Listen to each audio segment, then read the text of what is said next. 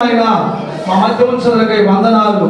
వాతావరణం అంతని కూడా అనుకూలపరచదకై వందనాలు. ఓ జగత్పతి దేవుడి గంధ సంకల్పంలో ఈ కుటుంబంలో ఎంతమంది అయితే రావాలని ఉన్నారో మీరు ఉద్దేశించున్నారు ప్రభువా, వాళ్ళందరినీ కూడా మీరు తీసుకొచ్చదకై వందనాలయ్యా. నడిపించదకై వందనాలు. దైవజనులను బట్టి వందనాలయ్యా.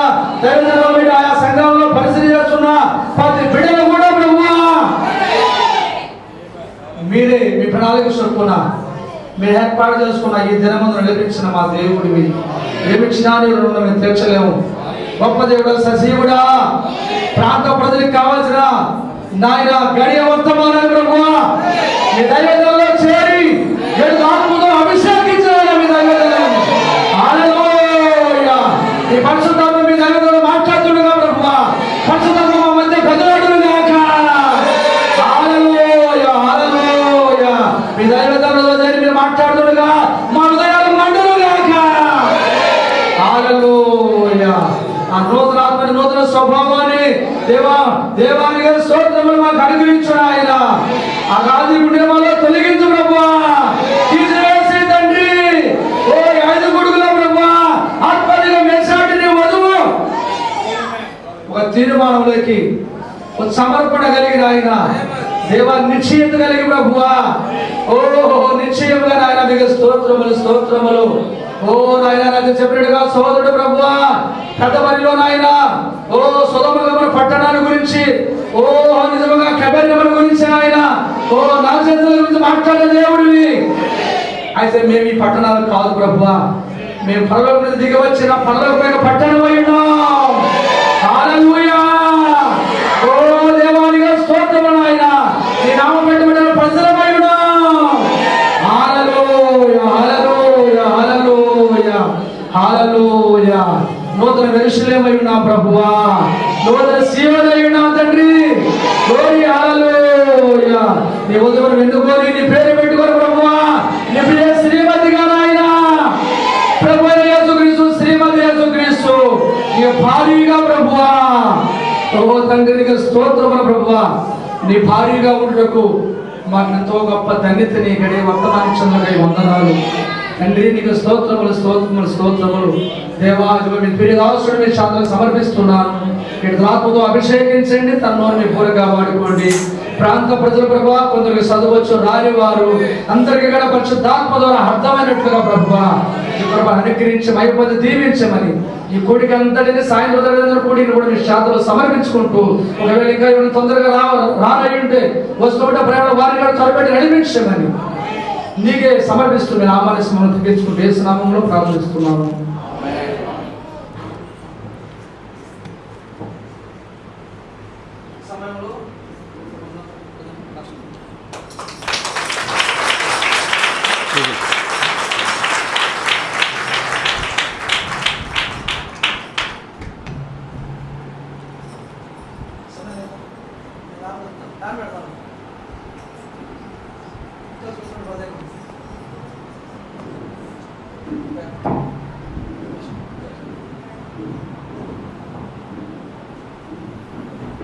హల్లెలూయా.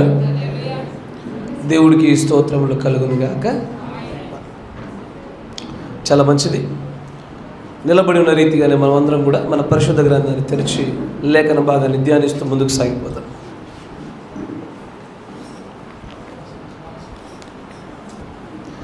మత్తయి సువార్త 13వ అధ్యాయము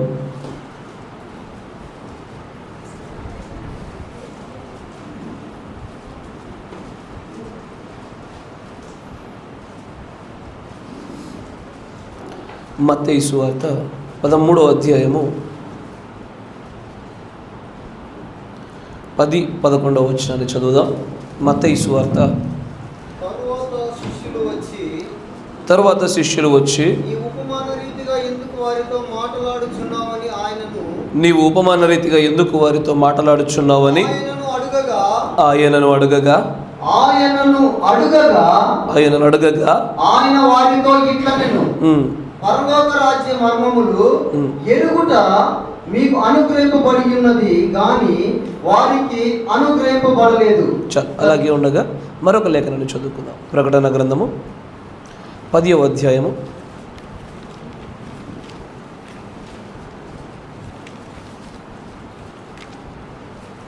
7వ వచనం చూద్దాం.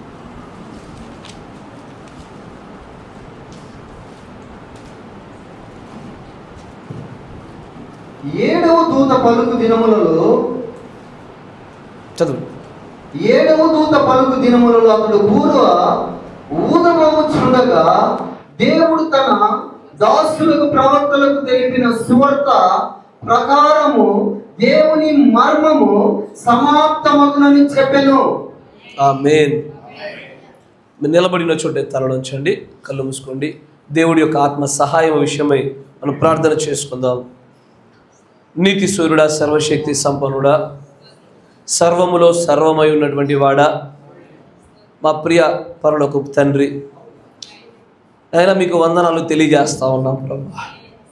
కృపగల దేవా, ఈ స్థలంలోనికి ఎక్కడైతే నీ భార్య ఉన్నదో, ఎక్కడైతే నీ ఎన్నిక ఉన్నదో, ఎక్కడైతే నీ ఏర్పాట్లు ఉన్నవో, ఎక్కడైతే నువ్వు ఎన్నిక చేసుకున్న దైవజనులు ఉన్నారో, ఎక్కడైతే నీ నామం పెట్టబడిన ప్రజలు ఉన్నారో, ఇదిగో ఈ స్థలంలోనికి నడిపించినందుకు నీకు వందనాలు ప్రభువా.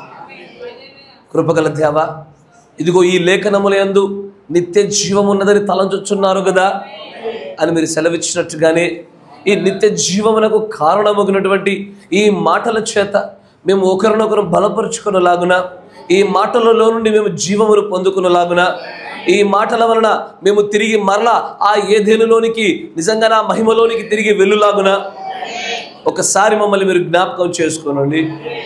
సర్వశక్తి సంపన్నుడా, బోధింపబోచుండగా నీ పరిశుద్ధాత్మ యొక్క సంచారం అందరి మధ్యలో కూడా జరిగించండి. బోధింపదగిన ఆత్మను, గ్రహింపు శక్తిని ఈ స్థలంలో మీరు కుమ్మరింపజేయమని ప్రార్థిస్తూ ఉన్నాము. కనికరం చూపం ప్రభువా. నీ సేవకుడు నాయన భారం కలిగి తను చేసిన ప్రార్థన ప్రకారంగానే ఈ ప్రియమైనటువంటి పిల్లలతో సరళముగానే మీరు మాట్లాడమని ప్రార్థిస్తూ ఉన్నాము. నాయన అల్పుడను, అయోగ్యుడను నన్ను ఒక పాత్రగా మాత్రమే వాడుకోమని, సమస్తమును కూడా నీ ఆధీనంలో ఉంచుకోనమని ప్రభు అయిన యేసుక్రీస్తు నామములో ప్రార్థన చేయుచున్నాము. ఆమేన్. కూర్చో.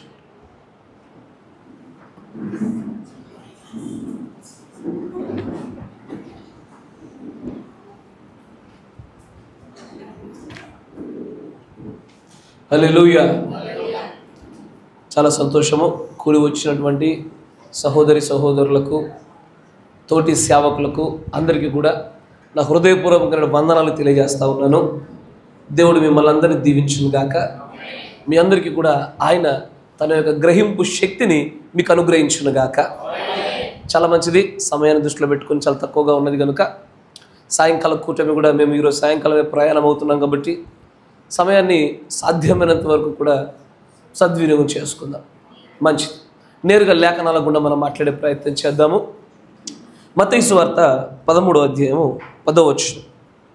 దానిలో యేసు ప్రభువారు తాను ఈ భూమి మీద చేస్తున్నటువంటి ఈ పరిచర్యలో తను మాట్లాడినటువంటి మాటలు ఎంతో సామాన్యంగాను, ఎంతో సరళంగాను, అది మందిరములో నిలబడి మాట్లాడుచుండగానేమో వినేవారికి పాండిత్యం కలిగిన మాటలుగా, ప్రజల మధ్యలో నిలబడి మాట్లాడుతున్నప్పుడు ఈయన చెప్పేవి అసలు పామరులు సైతము గ్రహించగలిగేంత సరళంగా, ఎక్కడ ఏ స్థలంలో ఎలాగ మాట్లాడాలో ఆయన చక్కగా మాట్లాడి ఆయన యొక్క మాటలందరికీ గ్రహించినట్లుగా చేయగలిగాడు ఆయన. అయితే ఆయన ఎన్నుకున్నటువంటి విధానము బహు విచిత్రంగా ఉన్నది. ఎంత విచిత్రం అంటే, చాలా మర్మయుక్తంగా మాట్లాడితే, చాలా చక్కటి జ్ఞానంతో మాట్లాడితే శాస్త్రులు పరిచయాలు గ్రహించేవారేమో కానీ వారి సైతం వారి యొక్క తత్వజ్ఞానం కావచ్చు, వారు ఎవరి దగ్గర అయితే నేర్చుకొని వచ్చారో వారందరూ కూడా ఎవరో ఒకరి కింద శిష్యరికం చేసి ధర్మశాస్త్ర గ్రంథాన్ని నేర్చుకునేవారు. గమానియేల్ లాంటి ఒక పెద్ద వ్యక్తి లాంటి వాళ్ళు ఇన్స్టిట్యూషన్ లాగా నడిపించి ధర్మశాస్త్రాన్ని నేర్పించే రీతిలో ముందుకు సాగుచుండగా వారి యుద్ధం నేర్చుకొని బయటకు వచ్చిన వాళ్ళు వీళ్ళంతా. దానిలో పౌలు గారు కూడా ఒక పరిసేయుడిగా నేర్చుకున్నవాడిగా చూస్తాం మనం ప్రారంభ దినాల్లో. అయితే కానీ ఆయన సాధారణమైన ప్రజల దగ్గరికి వచ్చేసరికి మాత్రము అన్నీ కూడా ఉపమానము లేకుండా ఏది మాట్లాడడం లేదు, ఏది నేరుగా చెప్పడం లేదు, ఏది జ్ఞానయుక్తంగా కూడా చెప్పట్లేదు. ఎలా చెప్తున్నాడంటే జ్ఞానాన్ని ఉపమానాల్లో బంధించి ఆ ఉపమానం గుండానే ప్రజలందరూ గ్రహించలాగా చేశాడు ఆయన. ఈ విషయాన్ని గ్రహించినటువంటి శిష్యులు ఆయనతో పాటు కాసేపు ప్రయాణం చేసి ఆయన చేస్తున్న బోధను నిశితంగా పరిశీలించి అప్పుడు ఒకసారి తట్టుకోలేక అడిగేశారు, అయ్యా ఏమి నీవు ఉపమానం లేకుండా మాట్లాడవా? ఏదైనా నేరుగా తిన్నగా చెప్పొచ్చుగా, ప్రతిదానికి ఏదో ఒక పోలిక పెట్టి మాట్లాడాలా? ఎందుకు ఈ ఉపమానాలు మీరు వాడుతున్నారు? మీరు చెప్పాలనుకుంటే ఇదిగో ఇలాగూ చేయండి, అలాగూ చేయండి అని ఆజ్ఞలు ఇవ్వచ్చుగా. దానికి బదులుగా ఏదో ఒక విషయాన్ని, ఒక కార్యాన్ని, ఒక పనిని, ఒక వ్యక్తిని వీటన్నిటిని దృష్టిలో పెట్టుకొని వాటితో పోల్చుచు ఉపమానాలను ఎందుకు వాడుతున్నారు మీరు అని అడిగినప్పుడు యేసు ప్రభు వారు చెప్తున్న సమాధానము చాలా అద్భుతంగా కనబడుతుంది. లోకస్తులకు కాస్త పక్షపాతంలాగా కనబడుతుంది కదా, లోకస్తులకు మాత్రము పక్షపాతంలాగే కనబడుతుంది. అంటే దేవుడు మమ్మల్ని అందరినీ కూడా సమానంగా చూచుటలేదా అని అనిపిస్తుంది. ఎందుకంటే ఎందుకు ఉపమాన రీతిలో మాట్లాడుతున్నావయ్యా అంటే ఆయన అంటాడు, ఈ పరలోక రాజ్య మర్మాలు మీకు అనుగ్రహించబడ్డాయి కానీ వారికి కావు అన్నాడు ఆయన. అయితే శిష్యులు అప్పటి వరకు వినిన సంగతులు ఏవైతే ఉన్నావో వాటి విలువ ఈ మాట పలికే వరకు కూడా వారికి తెలియదు.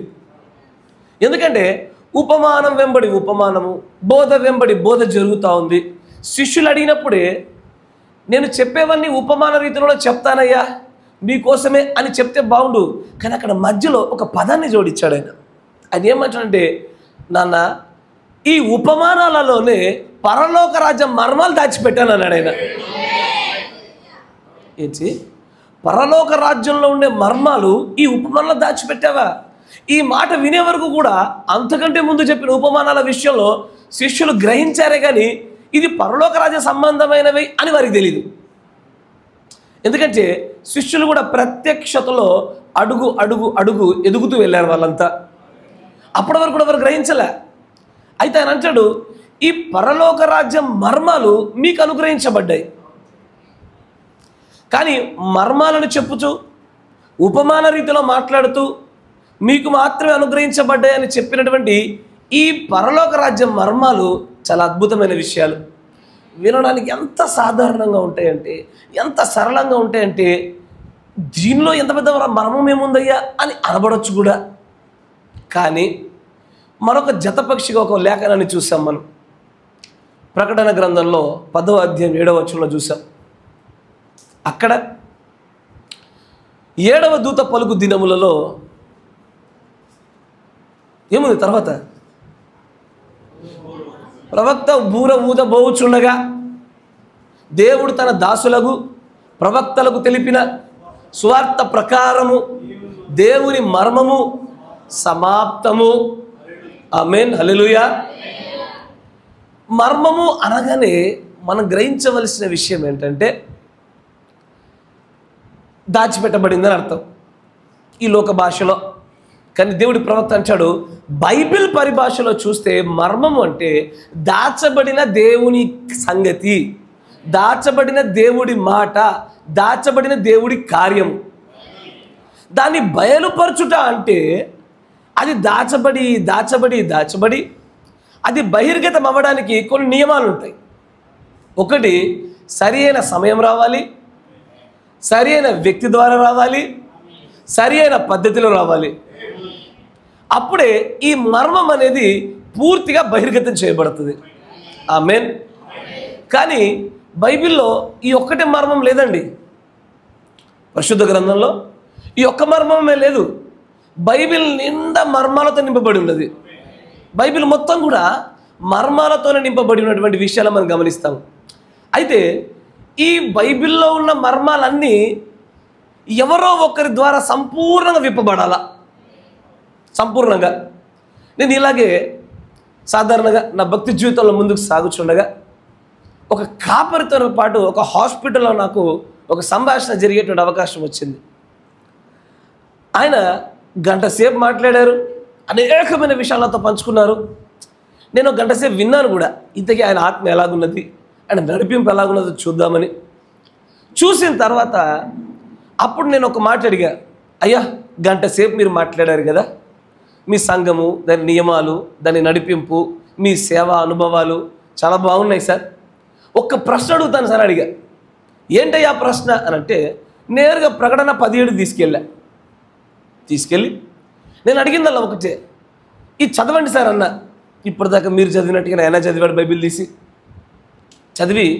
నేను అడిగిందల్లా, సార్ ఇంతకీ 7వ దూత వచ్చాడా లేదా అని అడిగా.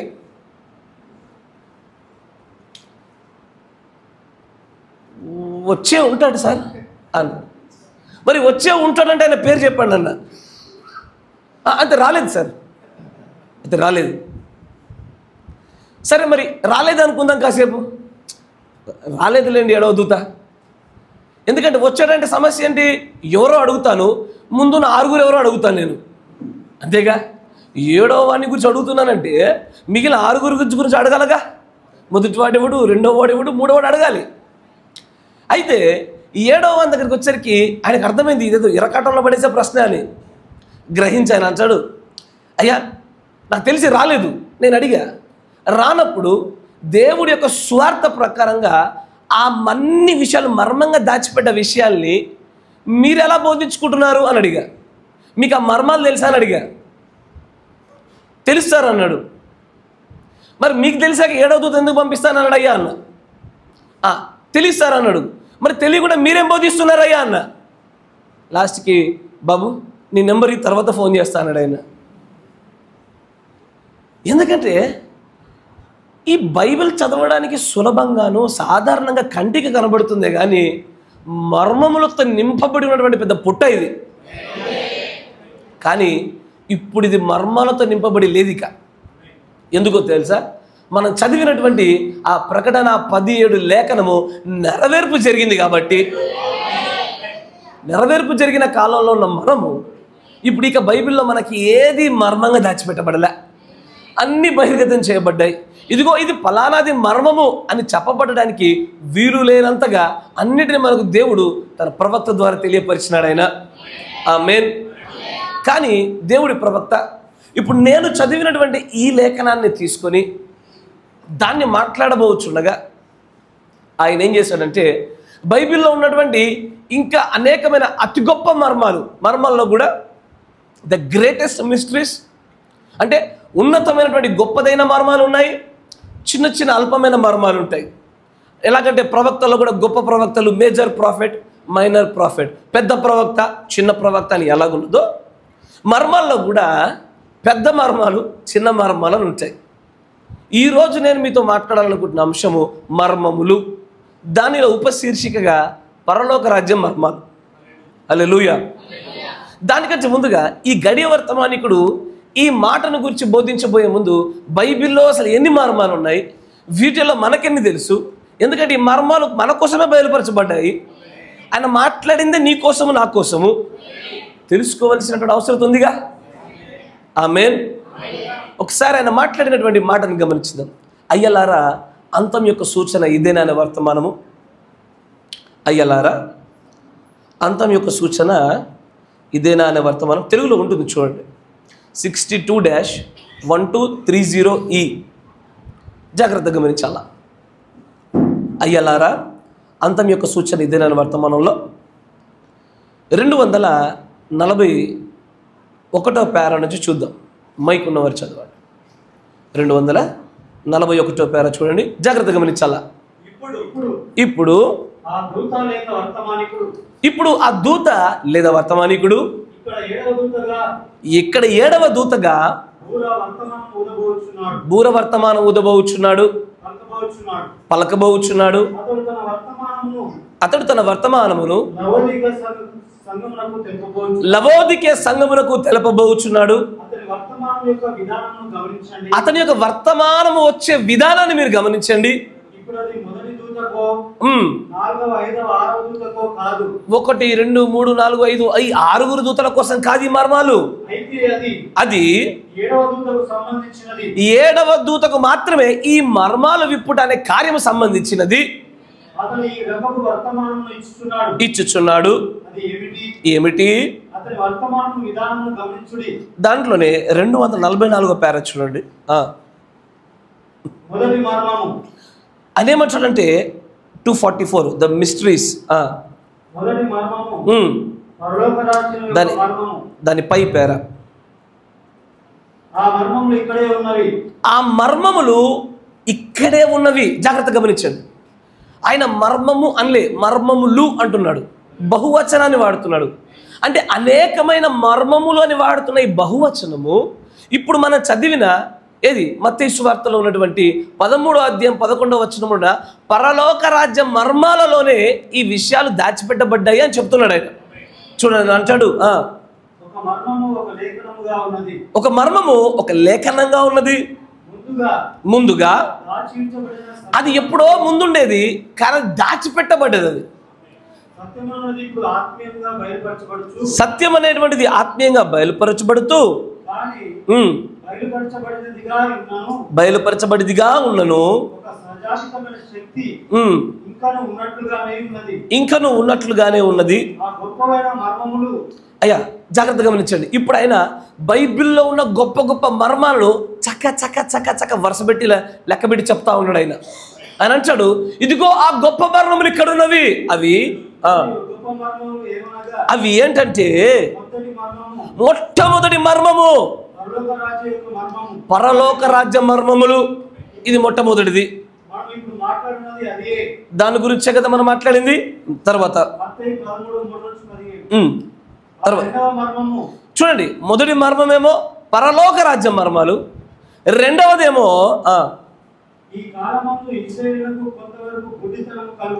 ఇజ్రాయేలీలకు కలుగుచున్న గుడ్డితనము అనే మర్మము. జాగ్రత్తగా గమనించాల.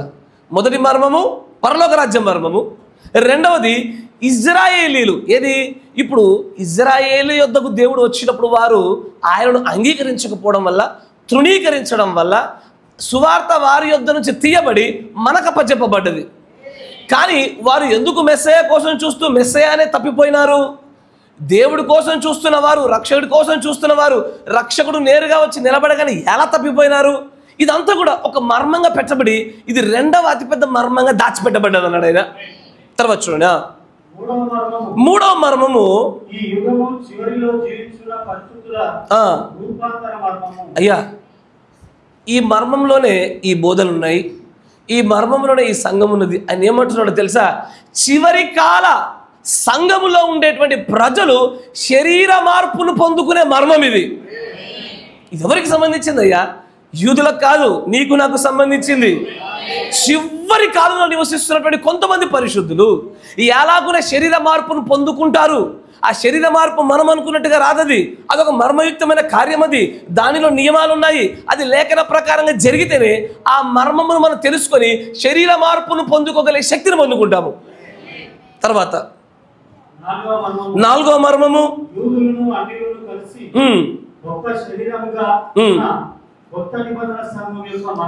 కొత్త నిబంధన సంఘంలో, పాత నిబంధనలో దేవుడు కేవలం ఇజ్రాయిలులతో మాత్రమే సంధించాడు. మిగిలిన ప్రజలందరినీ నా ప్రజలు కాదని కొట్టివేశాడు. కానీ కొత్త నిబంధనలోకి వచ్చేసరికి మాత్రం ఏం చేశాడంటే ఈ నాలుగో మర్మంలో వారిని వీరిని ఏకం చేశాడు. అక్కడ వీరిద్దరిని ఏకం చేయడానికి సాధారణంగా కుదరదండోయి. ఎందుకంటే తెలుసా, వారు సున్నతి కలిగిన వారు, మిగిలిన ప్రజలందరూ సున్నతి లేనివారు. వారు ఎన్నిక చేయబడిన వారు, మిగిలిన వారందరూ ఎన్నిక లేనివారు. వారు దేవుడి పేరు పెట్టబడిన ప్రజలు, పాత నిబంధనలు మిగిలిన వారిని దేవుడి పేరు పెట్టబడిన ప్రజలు. వారందరినీ అన్యులు అని పిలువబడ్డారు. కానీ కొత్త నిబంధనకు వచ్చేసరికి మాత్రము వారి మధ్యలో ఉన్న అడ్డుగోడలు పగలగొట్టి ఇటు యూదులను ఇటు అన్యజనులను కలిపి ఒక్క సంఘంగా దేవుడు పిలుస్తున్న మర్మం అది. తర్వాత ఐదో మర్మము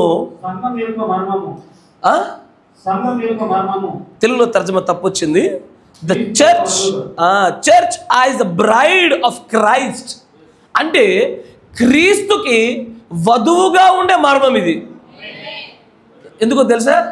ఎవరు పడితే వారు క్రీస్తుకి వధువుగా ఉండలేరు, ఎవరు పడితే వారు క్రీస్తుకి భారీగా మార్చబడలేరు, ఎవరు పడితే వారు ప్రకటన 12లో చూపించబడుతున్న గర్భాన్ని దాల్చే స్థితిలోకి రాలేరు.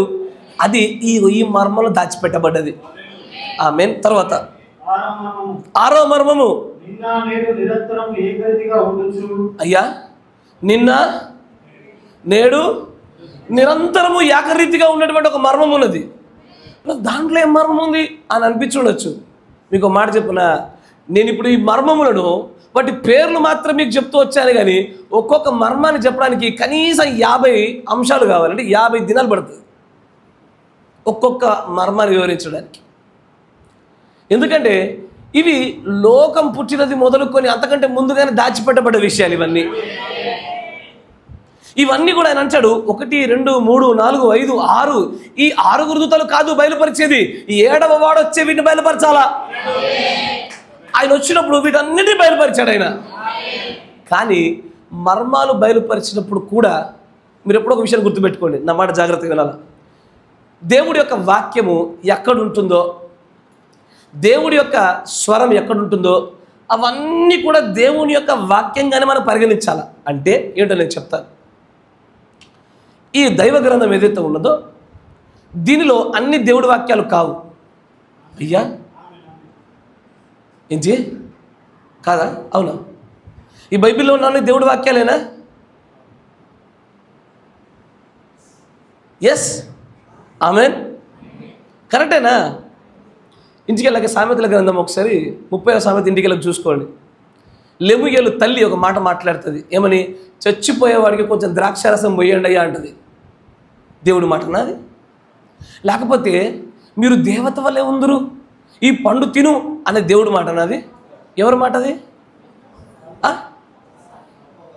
అపవాది మాట. Yes or no? అంతేనా కదా? రాజులు మాట్లాడిన మాటలు ఉన్నాయి, పరిపాలించబడుతున్న ప్రజలు మాట్లాడిన మాటలు ఉన్నాయి, అపవాది మాటలు ఉన్నాయి, దేవుడి మాటలు కూడా ఉన్నాయి. కానీ దేవుడి మాటలు అక్కడ అక్కడ అక్కడ ఉంటాయి. అందుకే కదయ్యా యెషయా గ్రంథంలో ఒక పెద్ద సూత్రం అని చెప్తాడు దేవుని గ్రంథం చదవడానికి. ఏమని? సూత్రం వెంబడి సూత్రము, ఆజ్ఞ వెంబడి ఆజ్ఞ, కొంత అచ్చట కొంత ఇచ్చట.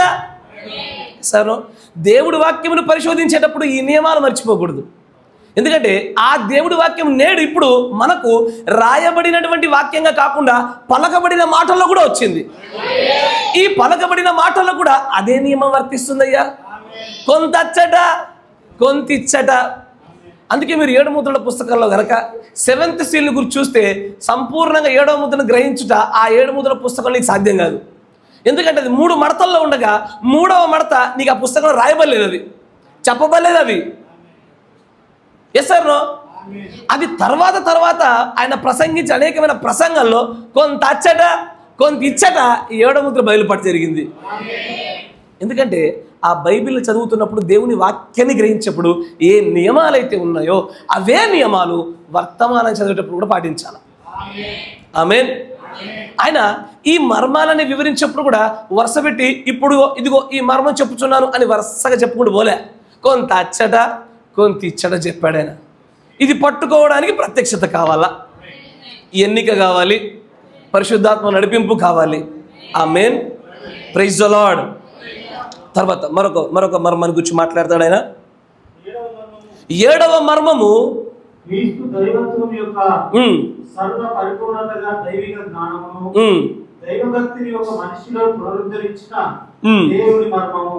అంటే తండ్రి అయిన దేవుని యొక్క మూర్తి తత్వముగా వచ్చినటువంటి క్రీస్తులో దైవత్వం అంతా కూడా ఒక శరీరంలో ఎలా కుమ్మరించబడుతుంది. ఆ బ్రహ్మ మొత్తాన్ని విశ్వం అంతటిని సృష్టించినటువంటి బ్రహ్మాండాలను సృష్టించినటువంటి దేవుడి దైవత్వము ఒక మనిషి శరీరంలో ఎలా పట్టగలుగుతుంది? ఇదో మర్మము అయ్యా. ఇది 7వ మర్మం అంటాడు ఆయన. తర్వాత 8వ మర్మము ఏంది? 8వ మర్మము దానిలో రాయలేదు. 8వది 252 ప్యారల్ ఉంటుంది. The godliness is restored to the man. అంటే మనిషిలోనికి దైవత్వం మరలా పునరుద్ధరించబడుట. అంటే తిరిగి మళ్ళా ఏదెనుకి వెళ్ళుట, తిరిగి మళ్ళా మొదటి సంఘకాలమైన ఎఫెసునకి వెళ్ళుట, ఇది దైవత్వం అనేది మనిషిలోనికి పునరుద్ధరించబడుట అనేది 8వ మర్మము. తర్వాత అందుకే కంటిన్యూషన్ చూడండి, నెంబర్ మారుతుంది. 7 దొరికింది, మీకు 9 దొరికింది, మధ్యలో 8 దొరకలేదు. తర్జమాలు కొంచెం పొరపాట్లు ఉండే, జాగ్రత్త. మిస్టరీ ఆఫ్ ఇనిక్విటీ, ధర్మ విరోధ సంబంధమైన మర్మం ఇప్పటికే క్రియ చేయుచున్నది అని పౌలు గారు అన్నారు. ఆ మర్మము అది ఏంటో కూడా తెలియదు. ఇవన్నీ తెలుసుకోగలిగానంటే అయ్యా ఈ వర్తమానం లేకుండా ఇది సాధ్యం కాదు. ఈ మెసేజ్ లేకుండా, ఈ వర్తమానికుడు లేకుండా ఈ మర్మాలు మనం గ్రహించలేము. తర్వాత చూడండి, 10వ మర్మము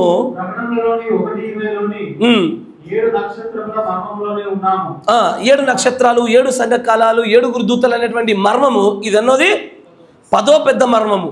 అంటే చాలా మర్మాలు, ఇవన్నీ కూడా పెద్దదైన మర్మాల్లో ఇది 11వది. తర్వాత 11వది మహావేశ్య అయినటువంటి బబులోను మర్మము.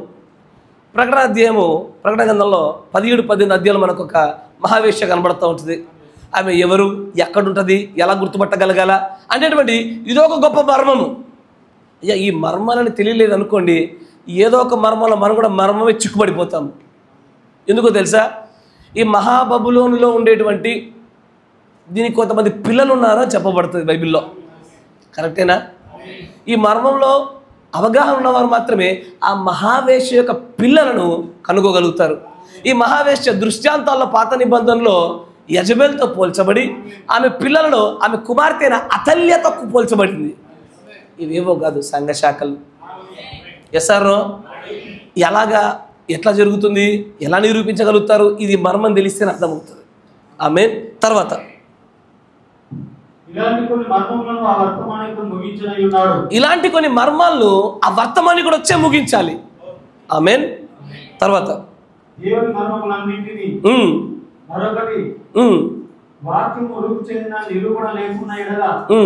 ఇది చివరి కాలమని ఏ విధంగా మనం తెలుసుకోగలము? 257 257 పేర చూడండి.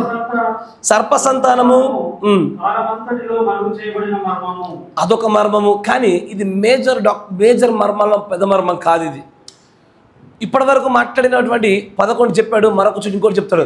మొత్తం కొత్త నిబంధనలో 12 అతిపెద్ద మర్మాలని బ్రహ్నం గారు దేవుడి శక్తి చేత మాట్లాడడం జరిగింది. కానీ దానితో పాటుగానే కొన్ని చిన్న చిన్న మర్మాలు మాట్లాడారు. ఏంటి అవి చూడండి. ఒకటి సర్ప సంతానము. తర్వాత 260 పేర పరిశుద్ధాత్మ బాప్తిస్మం అనేది మర్మము. నిన్నటి దినాన మీరు మాట్లాడుంటే వినుండొచ్చు. పరిశుద్ధాత్మ బాప్తిస్మం అనేది దేహంలో కాదు, ఆత్మలో కాదు, ప్రాణంలో రావాలని. ఈ విషయము మీరు ఏ సంఘానికి వెళ్ళినా దొరకదు, ఈ వర్తమానంలో తప్ప. ఎందుకంటే పరిశుద్ధాత్మ బాప్తిసం అనేది ఎలాగ మర్మయుక్తంగా దాచిపెట్టబడిందన్న విషయాన్ని బ్రహ్నం గారు వచ్చి దేవుడి శక్తి చేత వివరిస్తే తప్ప మనకు బోధపడలేదు. అందరూ అనుకున్నారు భాషలో మాట్లాడితే ఎత్తబడతామని, అందరూ అనుకున్నారు గొప్పగా 4 గంటలు ప్రార్థన చేస్తే ఎత్తబడతామని, ఉన్న ఆస్తి అంతా ఒకటి రాసిస్తే ఎత్తబడతారని అనుకుంటున్నారు. కానీ అలా కాదు. పరిశుద్ధాత్మ బాప్తిస్మం అనేది కూడా ఒక మర్మంగానే దాచి ఉంచాడు ఆయన. తర్వాత 261 పేర నీటి బాప్తిస్మ మర్మము. నీళ్ళలో బాప్తిస్మ కూడా మర్మమేనా అయ్యా? నీటిలో ఎందుకో చెప్పనా, మీరు తీసుకున్నట్టుగా నీటిలో కొన్ని కోట్ల మంది తీసుకుంటున్నారు, కానీ వారిది చల్లక మీది మాత్రమే చెల్లుతుంది. ఎందుకో తెలుసా? మీరు ఆ మర్మాన్ని గ్రహించిన ప్రజలు కాబట్టి. ఎందుకు ఇవన్నీ చూపించారయ్యా అంటే, ప్రకటన 17లో చెప్పబడుతున్నటువంటి సువార్త ప్రకారంగా దేవుడి మర్మములు సమాప్తం అన్న చోట అతిపెద్ద ఈ 12 మర్మాల కలయికే ఆ ప్రకటన 17. ప్రకటన 17ను గ్రహించడంలో అందరు ఎక్కడి వరకు వచ్చారు చెప్పనా? తీసుకొస్తున్న 7వ దూతను గ్రహించగలిగారు, కానీ తీసుకురాబడిన మర్మాలను గ్రహించలేకపోయినారు. తీసుకొచ్చిన 7వ దూతను పట్టుకోగలిగారు, కానీ ఆ దూత పట్టుకొచ్చినటువంటి మాకు 7 మురుముల స్వరం తెలుసు, 7 ముద్రల స్వరం తెలుసు, మాకు దానిలో ఉన్నటువంటి సమాచారం తెలుసు అనుకుంటున్నారు. కానీ ఈ 7 ముద్రల గురించి అవగాహన పొందిన ఏ ఒక్కరికైనా సరే ఈ 12 మర్మాల గురించి అవగాహన ఉండాలి. ఎందుకంటే ఈ 12 మర్మాల వివరణ ఈ 7 ముద్రల నుంచి బయటకు వచ్చేది. Praise the Lord. హల్లెలూయా. కానీ సమస్యల్లో ఏంటయ్యా అంటే ఈ 12 మర్మాలలో అన్నిటికంటే గ్రహించడానికి బాగా సులభంగాను అదే రీతిగా పట్టుకోవడానికి చాలా కష్టంగాను ఉండే మర్మము పరలోక రాజ్యం మర్మం. పరలోక రాజ్యం మర్మం ఎందుకయ్యా అంటే ఈ పరలోక రాజ్యం మర్మములలోనే సంఘకాలాలు దాచిపెట్టబడ్డాయి. పరలోక రాజ్యం మర్మములోనే దానియేలు 70 ద్వారాలు దాచిపెట్టబడ్డాయి. ఈ పరలోక రాజ్యం మర్మములలోనే 7 దూతలు, అంతేకాకుండా 7 ఉరుముల స్వరము, యూదుల యొక్క గుడ్డితనము, మిగిలిన మర్మాలన్నిటిని కూడా కలుపుకొని అవపోషణ పట్టినట్టుగా ఇది ఒక పెద్ద మర్మం నిలబడుతుంది. అందుకే బ్రహ్నం గారు కూడా వివరించేటప్పుడు అయ్యలారా అంతం యొక్క సూచన ఇదేనా అనేటువంటి one of the ground breaking వర్తమానం చెప్తాను అంటాడు. ఆ వర్తమానం ప్రారంభించడానికి దానిలో ప్రధానంగా ఈ లేఖనాన్ని ఎత్తుతాడు ఆయన. ఏమని? అయ్యా పరలోక రాజ్యం మర్మము తెలుసా మీకు అంటున్నాడు ఆయన. పరలోక రాజ్యం మర్మం అంటే ఏంటి అసలు అంటే ఏవో కొన్ని పరలోక రాజ్యంలో కొన్ని నియమాలు, చేయవలసినవి చేయకూడనివి, ఎలా నడవాలి ఎలా నడవకూడదో ఆ లోక నియమాలను గురించి మనల్ని తెలుసుకోమంటున్నాడు. సాధారణంగా ఇండియాలో ఉండేవాడు వేరే దేశానికి వెళ్ళాడు అనుకోండి, ఖచ్చితంగా ఆ దేశంలో ఉండేటువంటి అన్నీ కావాలిగా. వీసా ఉండాలా, పాస్పోర్ట్ ఉండాలా, అక్కడి కరెన్సీ కావాలా. వేరే దేశానికి వెళ్తేనే ఆ దేశపు నియమాలు నీకు అవగాహన ఉండాలి. ఆ దేశంలో చేయదగినది చేయకూడనిది అన్నీ తెలిసి ఉండాలి. ఎస్ఆర్లో మా ప్రాంతంలో ఒక ఆయన ఇట్లాగే అరబ్ కంట్రీకి వెళ్ళాడు. అరబ్ కంట్రీకి చిన్న పాప, 7 సంవత్సరాల పాప, బొద్దుగా చబ్బిగా ఉంటే క్యూట్ తల్లి అని చిన్నగా బుగ్గిట్లా పట్టుకొని గిల్లాడు. 2 గంటల్లో చేతులు నరికేశారు. అరబ్ కంట్రీలో అలాగే ఉంటుంది. షరియా చట్టాలు ఉంటాయి అక్కడ. ముస్లిం సహోదరుల యొక్క షరియా చట్టాలతో నడిచే దేశాలు అవి. అక్కడ చిన్నదా పెద్దదా అని కాదు, అసలు స్త్రీలను చూడకూడదు అక్కడ. ఈ అమ్మాయి పోయి డాడీ నన్ను ముట్టాడని తెలియగానే 2 గంటల్లో చేతులు నరికేశారు. ఎందుకంటే మన దగ్గర అంత చిన్న పిల్లలు ఇట్లా బూగెళ్తుంటే ఏదో ముద్దు వచ్చింది అంటారు, అంతేనా కదా. కానీ అక్కడ ఆ దేశ నియమాలు వేరు.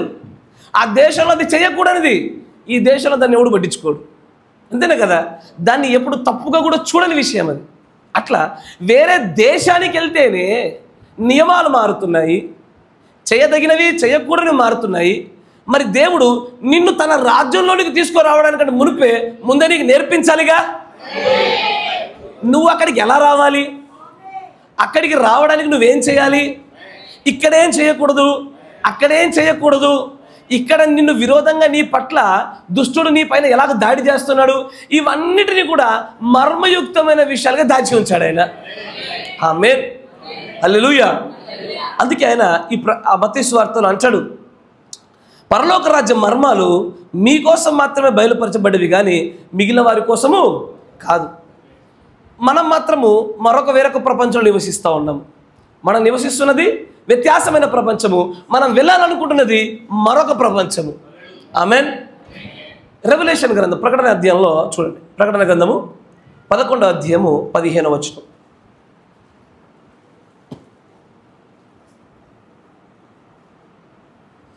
ఇక్కడ 2 ప్రపంచాలను గురించి బైబిల్ ప్రస్తావిస్తున్నదని మనం చూస్తాం. 7వ దూత పూరబూదినప్పుడు 11వ అధ్యాయం 15వ వచనం. చదవండి కరెక్ట్. 7వ దూత పూరబూదినప్పుడు పరలోకములో గొప్ప శబ్దం పుట్టెను. ఆ శబ్దములు ఒక్క నిమిషం చూడండి. పరలోకంలో గొప్ప శబ్దం పుడితే ఈ లోక రాజ్యములో మన ప్రభు రాజ్యమును ఆయన క్రీస్తు రాజ్యమును ఆయన. గమనించండి, ఈ లోక రాజ్యము పరలోక రాజ్యము క్రీస్తు రాజ్యంగా మార్చబడ్డది. అంటే ఏంటో తెలుసా, ఈ 2 భిన్నమైన ప్రపంచాలు. పరలోక రాజ్యం వేరు, ఈ లోక రాజ్యం వేరు. మీకు జ్ఞాపకం ఉందా, యేసు ప్రభు వారిని సాతానుగాడు శోధించేటప్పుడు నాకు సాష్టాంగ పడితే ఈ లోక రాజ్యాలను నీకు ఇస్తానంటాడు ఆయన. అంటే ఈ లోకం పైన అధికారి వాడే, ఇప్పటికీ వాడే. కానీ ఒకానొక సమయం రాబోతున్నది, ఆ సమయంలో ఈ లోక రాజ్యము పరలోక రాజ్యము 2 కూడా క్రీస్తు యొక్క రాజ్యంగా మలచబడిపోయే సమయం వస్తుంది. కానీ దేవుడి ప్రజలకు మాత్రము మనమైతే ఈ ఏకకాలంలో ఉన్నట్టుగానే ఇటు ఈ లోకంలోనూ అటు పరలోకంలోనూ ఒకే కాలం రెండు ప్రపంచాన్ని, రెండు పరిమాణాలను చూసేటువంటి ధన్యత మనది. ఈ లోకంలో ఉంటాము, ఈ లోక నియమాలు పాటిస్తూనే ఉంటాము, కానీ పరలోకం గురించి తెలుసుకుంటాము, పరలోక నియమాలు పాటిస్తున్నాము.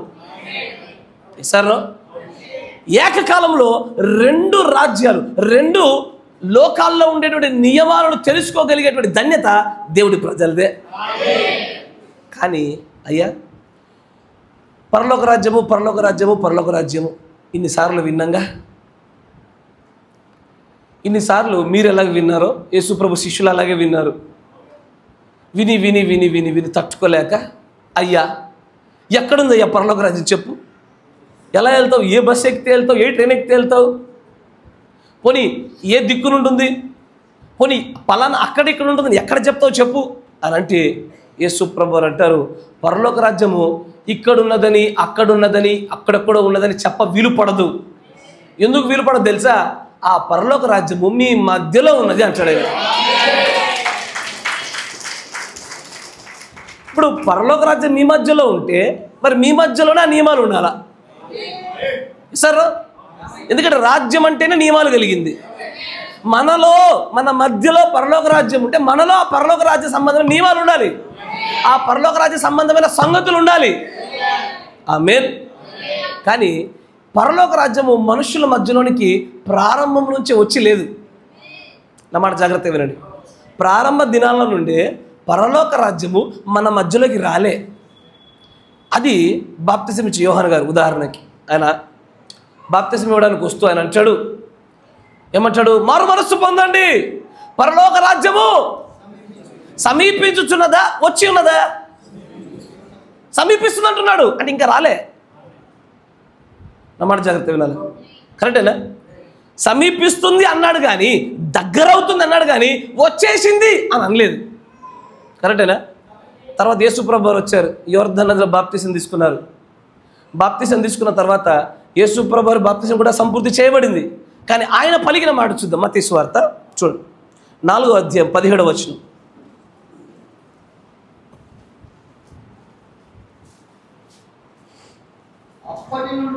అప్పటి నుండి యేసు పరలోక రాజ్యము సమీపించి ఉన్నది కనుక మారు మనసు పొందుడని చెప్పుచు ప్రకటింప మొదలు పెట్టెను. ఇప్పటి వరకు బాప్తిసం ఇచ్చే యోహాను చేసిన ప్రకటనే యేసుక్రీస్తు వారు కూడా చేస్తున్నారు. ఆయన అంటున్నాడు, పరలోక రాజ్యం వచ్చింది అనట్లే, సమీపిస్తుంది, దగ్గరవుతుంది, దగ్గరవుతుంది అంటున్నాడు ఆయన. బాప్తిసం ఇచ్చే యోహాను గారు చెప్పారంటే యేసుప్రభు రాకడ కొరకు ఎదురు చూశాడేమనుకోవచ్చు. కానీ యేసుప్రభువే ఇప్పుడు నేరుగా అంటున్నాడు, ఏమని? ఈయన కూడా సమీపిస్తుందనే అంటున్నాడు. అంటే ఇంకా రాలేదా? యేసుప్రభు అన్న సమయంలో రాలేదా? ఆయన 4వ అధ్యాయంలోకి వచ్చి అప్పటికే బాప్తిసం తీసుకున్న తర్వాత వచ్చి ఉన్నది అనకుండా ఇంకా రావాల్సినదై ఉన్నది, సమీపంగా ఉన్నది అని చెప్తూనే ఉన్నాడు ఆయన. కానీ లూకా సువార్త 17వ అధ్యాయంలోకి వచ్చేసరికి చూడండి, లూకా సువార్త 17వ అధ్యాయము 21వ వచనం. ఎందుకనగా ఇదిగో దేవుడి రాజ్యము in the midst of you, మీ మధ్యలో ఉన్నది అన్నాడు ఆయన. అప్పటి వరకు కూడా సమీపము సమీపము సమీపం అన్న మాటను మధ్యలో పెట్టేశాడు ఆయన. మాట పెట్టినారా? సమీపము సమీపం అన్నటువంటి ప్రకటన మీ మధ్యలో అనే కాడికి వచ్చేసింది. పరలోక రాజ్యము మనుష్యుల మధ్యలోకి సంపూర్ణంగా వచ్చిన సమయం ఎప్పుడో తెలుసా? యేసు ప్రభు వారి యొక్క శిలువ మరణ పునరుద్ధానాల తర్వాత పెంతెకోస్తు దినం నాడు యోవేలు గ్రంథం యొక్క ప్రవచన నెరవేర్పులోనే వారి మధ్యలోకి దిగొచ్చినది మొదలుకొని పరలోక రాజ్యం మనుష్యుల మధ్యలోకి పూర్తిగా వచ్చేసింది. అప్పటి నుండి నియమాలు వేరు. అందుకే సంఘకాలాల యొక్క ప్రారంభం కంటే మునిపే పరలోక రాజ్యం వచ్చేసింది. సంఘకాలాలు ప్రారంభమైంది ఎప్పుడు? 53వ సంవత్సరంలో. కానీ అంతకంటే మునిపే సమీపమని చెప్పుచున్నటువంటి ఆ పరలోక రాజ్యము పెంతెకోస్తు నాడే ప్రజల మధ్యలోకి వచ్చి అందరి మధ్యలో ప్రారంభించేసింది. అయితే మిమ్మల్ని అడిగే ప్రశ్న, ఇంతకీ మీరు ఏ రాజ్యంలో నివసిస్తున్నారు? మోడీ గారి రాజ్యం అనేరు. ఎవరి రాజ్యంలో నివసిస్తున్నారు? మాట్లాడరే. పరలోక రాజ్యంలో నివసిస్తున్నారా? పోనీ ఈ లోక రాజ్యంలో నివసిస్తున్నారా? ఈ లోక రాజ్యము పరలోక రాజ్యము రెండు క్రీస్తు రాజ్యం ఎప్పుడు మార్చబడతాయి? 1000 ఏళ్ల పరిపాలనలో. సార్ అందుకోసమే కదా పరలోక ప్రార్థన నేర్పించేప్పుడు, తండ్రి నీ నామము పరిశుద్ధపరచబడును గాక, నీ రాజ్యము వచ్చును గాక. యేసు ప్రభువు వచ్చినప్పుడే రాజ్యం వచ్చేసి ఉంటే కనుక వచ్చును గాక అని ప్రార్థించానని చెప్పకపోయేవారు ఆయన. కానీ ఆ రాజ్యం ఎప్పుడు వస్తుందో తెలుసా? ఆ రాజ్యం మన మధ్యలోనికి వచ్చింది పెంతెకోస్తు దినం నుంచి ప్రారంభమైపోయింది. అది ఆ క్షణం మొదలుకొని మన మధ్యలో, ఇది పల్లెటూరు ప్రాంతం అవ్వచ్చు, మీలో గొప్పగా తత్వవేత్తము, జ్ఞానము, పెద్ద పెద్ద చదువులు, లేకపోతే లోకంలో బాగా పేరు ప్రఖ్యాతులు పొందుకున్న ప్రజలుగా మీరు ఉండకపోవచ్చు. దానితో పరలోక రాజ్యానికి సంబంధమే లేదు. నిజం చెప్పాలంటే అవన్నీ కూడా పరలోక రాజ్యానికి అడ్డమే అని అంటాడు. ధనవంతుడైన వాడు పరలోక రాజ్యంలో చేరుడు అనేది ఆల్మోస్ట్ నియర్ టు ఇంపాసిబుల్, చాలా కష్టమైందే. ఇవన్నీ ఉంటే ఆ రాజ్యంలో ఉండడం మరీ కష్టమయ్యా, అంతేనా కదా? కానీ ఇక్కడే ఉంటూ, ఈ భూలోకంలోనే ఉంటూ పరలోక రాజ్యంలో నివసించగలిగేటువంటి ప్రజలు ఎక్కడుంటారో తెలుసా? అలాంటి ఒక నివాసము, అలాంటి ఒక జీవన శైలి అద్భుతంగా తయారు చేయబడే స్థలం ఏదో తెలుసా? సంఘమే. అలాంటి ఒక పరిస్థితిని తయారు చేసేది ఎవరు తెలుసా? మీ పాస్టర్ యోహాన్ గారు. ఎస్ఆర్నో? లోకములో ఉన్న మిమ్మల్ని, మనం లోకములో నుంచి లేము, బయటకు రండి, మనం ప్రత్యేకించబడిన ప్రజలము, మన నియమాలు వేరు, మన రాజ్యము వేరు, మన ప్రభువు వేరు, మన స్థానం వేరు, మన గమ్యం వేరని ఏకకాలంలో 2 ప్రపంచాల్లో ఉంచుతూ మిమ్మల్ని క్రీస్తు రాజ్యంలోకి తీసుకెళ్ళడానికి నియమించబడిన వ్యక్తి ఆయన. అని చేసే పని అదే, దేవుడు నియమించుకుందని. అందుకే సార్ మిమ్మల్ని ఈ లోకంలో అంటకుండా ఉంచి పరలోక రాజ్యంలోకి వచ్చినట్టుగా చేయడానికే దేవుడు నియమించుకున్నటువంటి ఒక కాపరి. 2 ప్రపంచాలు ఏకకాలం నివసించగలిగే స్థలాలు మొట్టమొదటిగా సంఘమే. అందుకే అంటాడు, అయ్యా సంఘంగా సమాజంగా సమకూర్చబడటం మీరు మానొద్దు అంటాడు ఆయన. దేవుడి యొక్క రాకడ అతి సమీపం అవుతున్నదనే విషయం తెలుస్తున్న కొలది సమాజంగా కూడుట మరి ఎక్కువగా చెయ్యి, ఎక్కువగా చేయాలంటాడు ఆయన. ఎస్ఆర్నో? కానీ ఎక్కువగా చేయమని. ఇప్పుడు నేను చెప్తాను, ఆ పరలోక రాజ్యం మర్మాలు ఉపమానాల రూపంలో చూపిస్తాను. మేబీ మీకు నచ్చొచ్చు, నచ్చకపోవచ్చు. ఎందుకు నచ్చవయ్యా? దాని నచ్చకపోవడానికి ఏముంది అంటే, మనల్ని డైరెక్ట్గా ఖండిస్తే ఎట్లా నచ్చుద్దండి? నచ్చకపోయినా తీసుకోవాలి, కరెక్టా కదా? కొన్ని గుండెలకు కుచినా తీసుకోవాలి. డాక్టర్ చేసే వైద్యం నచ్చుద్దా? ఇంజక్షన్ ఇవ్వడానికి ఇష్టపడి ఇప్పించుకుంటాడా? ఏ ట్యాబ్లెట్ టేస్ట్ అయినా బాగుందని వేసుకుంటాడా? అది చేదుగానే ఉంటుంది, నొప్పిగానే ఉంటుంది, కానీ అది క్రియ జరిగిన తర్వాత ఆరోగ్యాన్ని ఇస్తుంది అది. ఆమేన్. దేవుడి వాక్యం అలాంటిదే.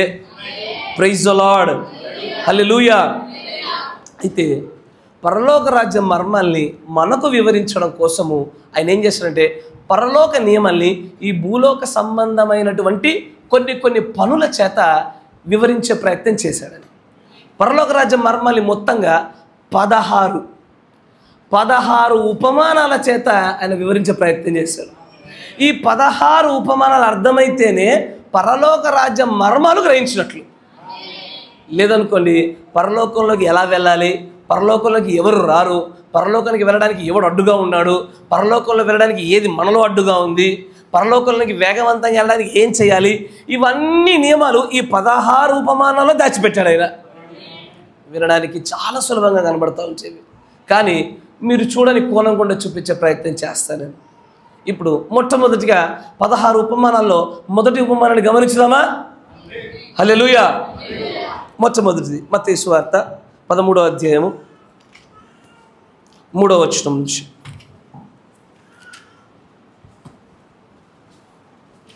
ఆయన వారిని చూచి చాలా సంగతులను ఉపమాన రీతిగా చెప్పెను. ఎట్లనగా విత్తువాడు విత్తుటకు బయలు వెళ్ళెను. విత్తుచుండగా విత్తనములు తోవ ప్రక్కన పడెను. పక్షులు వచ్చి వాటిని మింగివేసెను. మన్ను లేనటువంటి రాతి నెలలో కొన్ని పడ్డాయి. అక్కడ మన్ను బాగా లోతుగా మొలిచెను గాని సూర్యుడు ఉదయించినప్పుడు మాడి వేరు లేనందున ఎండిపోయెను. కొన్ని ముళ్ళ పొదలలో పడెను. ముళ్ళ పొదలు ఎదిగి అణచివేసెను. కొన్ని మంచి నేలను పడి ఒకటి 100 అంతలుగాను, ఒకటి 60 అంతలుగాను, ఒకటి 30 అంతలుగాను ఫలించెను. చెవులు గలవాడు వినుగాక అని చెప్పెను. దేవుడు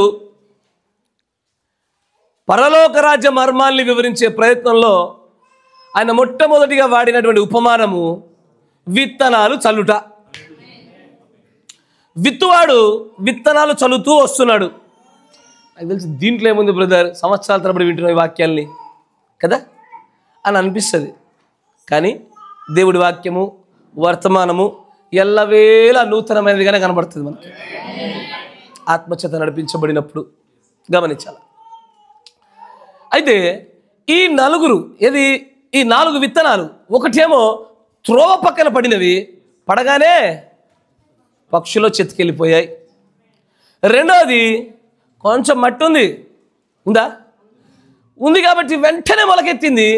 కానీ ఎండ రాగానే తట్టుకోలేక పూర్తిగా పోయింది. మరొకటి ఎక్కడ పడింది? ముళ్ళ తుప్పల్లో పడింది. ముళ్ళ తుప్పలో పడింది, బాగానే మొలిచింది. కొంతకాలం ఎదిగింది. ముళ్ళ తుప్పలు అణచగానే ఆ అణిచివేతకు తట్టుకోలేక చనిపోయింది. మంచి నేలలో పడింది మాత్రమే ముందుకు సాగింది. ఈ మంచి నేలలో కూడా మళ్ళీ కొన్ని కేటగిరీలు చెప్పాడు ఆయన. ఈ మంచి నేలలో ఉన్న వాటికే ఈ 3 వేరు, ఈ చివరి దాంట్లో ఉన్న 3 భాగాలు వేరు. ఒకటేమో 30 అంతలు, 60 అంతలు, 100 అంతలు. అంటే ఏంటో తెలుసా? ఈ ఉపమానం యొక్క అర్థం ఏంటంటే, పరలోక రాజ్యంలోనికి నిన్ను తీసుకెళ్ళడం కోసము దేవుడు వాక్యం అనేటువంటి ఆ గడియ వర్తమానం అనేటువంటి విత్తనాలను చల్లుతూ వెళ్తున్నాడు ఆయన. గడియ వర్తమాన విత్తనాలని చల్లుతూ వెళ్తున్నాడు. చల్లుతూ వెళుతున్న సమయంలో కొన్ని త్రోవ పక్కన పడ్డాయి. ఈ గడియ వర్తమానాన్ని గురించి ప్రకటించుండగా చాలామందిలో అది త్రోవ పక్కన పడి, ఇదంతా తప్పులే, ఇదంతా సరిగా లేదులే అని వెంటనే వాడిలో పడిన ఆ వాక్యం అనే విత్తనాన్ని దుష్టుడు వెంటనే ఎత్తుకెళ్ళిపోయాడు. జాగ్రత్త. వాడు ఒక వర్గానికి సంబంధించిన వ్యక్తి. మరొక వ్యక్తి ఈ వర్తమానం విన్నాడు. భలే అద్భుతాలు ఉన్నాయా దీంట్లో, భలే మర్మయుక్తంగా ఉందే, అసలు ఏ సంఘంలో వినని సంగతులు వినబడుతున్నాయే, ఎక్కడా చూడని ప్రత్యక్షత కనబడుతుంది అని ప్రారంభం అద్భుతంగా చేశాడు. కానీ వెలుగు లేనందున, వెలుగు రాగానే ఆ వేడి మీకు తట్టుకోలేక ఏమయ్యాడు? మాడిపోయాడు. మరొకరు ఉన్నారు, ఈ గడియ వర్తమానం విన్నారు, బాగుంది, ప్రారంభం అద్భుతము. కానీ కొన్ని ముళ్ళ తుప్పల్లాంటి ఐహిక విచారాలు రాగానే వారు అణచబడి చచ్చిపోయారు. 4వ వర్గం ఉంది. నాకు తెలుసు మీరందరూ మిమ్మల్ని గురించి మీరు ఏమనుకుంటారో. నేను 4వ వర్గంలో ఉన్న బ్రదర్ అంటారు. కరెక్టేనా? నేను ఇక్కడికి వచ్చి మిమ్మల్ని కాసేపు ఆమె నన్ను అరిపించి మిమ్మల్ని సంతోషపెట్టడానికి రాలే. మిమ్మల్ని మీరు మీ ఆత్మని పరిశీలన చేయించుకోవడానికి తీసుకొచ్చాను. ఎందుకో తెలుసా? నేను బలంగా నమ్మేటువంటి విషయం ఏంటంటే, దిద్దుబాటే పరలోకానికి సిద్ధపడ. నువ్వు 1000 సార్లు ఆమె అని అరవడం మంచిదే, కానీ మార్పు లేకపోతే ఆ ఆమెలకు అర్థాలు ఉండవు. కావాల్సినది ఏం తెలుసా? జీవితంలో మార్పులు కనబడాలా. ఈ 4 వర్గాల ప్రజలు చూసాం. ఈ యొక్క ఉపమానం ఇంకెంతకాలం కొనసాగుతుందయ్యా? నేటికి కొనసాగుతుందా? నేటికి, ఇప్పటికీ. అయితే ఒక విషయం చెప్తారు మీకు. ఈ ఉపమానముకు ఎక్స్పైరీ డేట్ ఉంది. ప్రతి మంచి విషయానికి ఎక్స్పైరీ డేట్ ఉంటుందా? జ్వరాన్ని తగ్గించి ఒక టాబ్లెట్ అయినా అది మంచిదే, కొన్ని రోజులు దాటితే దానికి కూడా ఎక్స్పైరీ డేట్ అవుతుంది, తర్వాత తీసుకోకూడదు. అలాగే ఈ ఉపమానానికి కూడా ఒక ఎక్స్పైరీ డేట్ పెట్టాడు దేవుడు.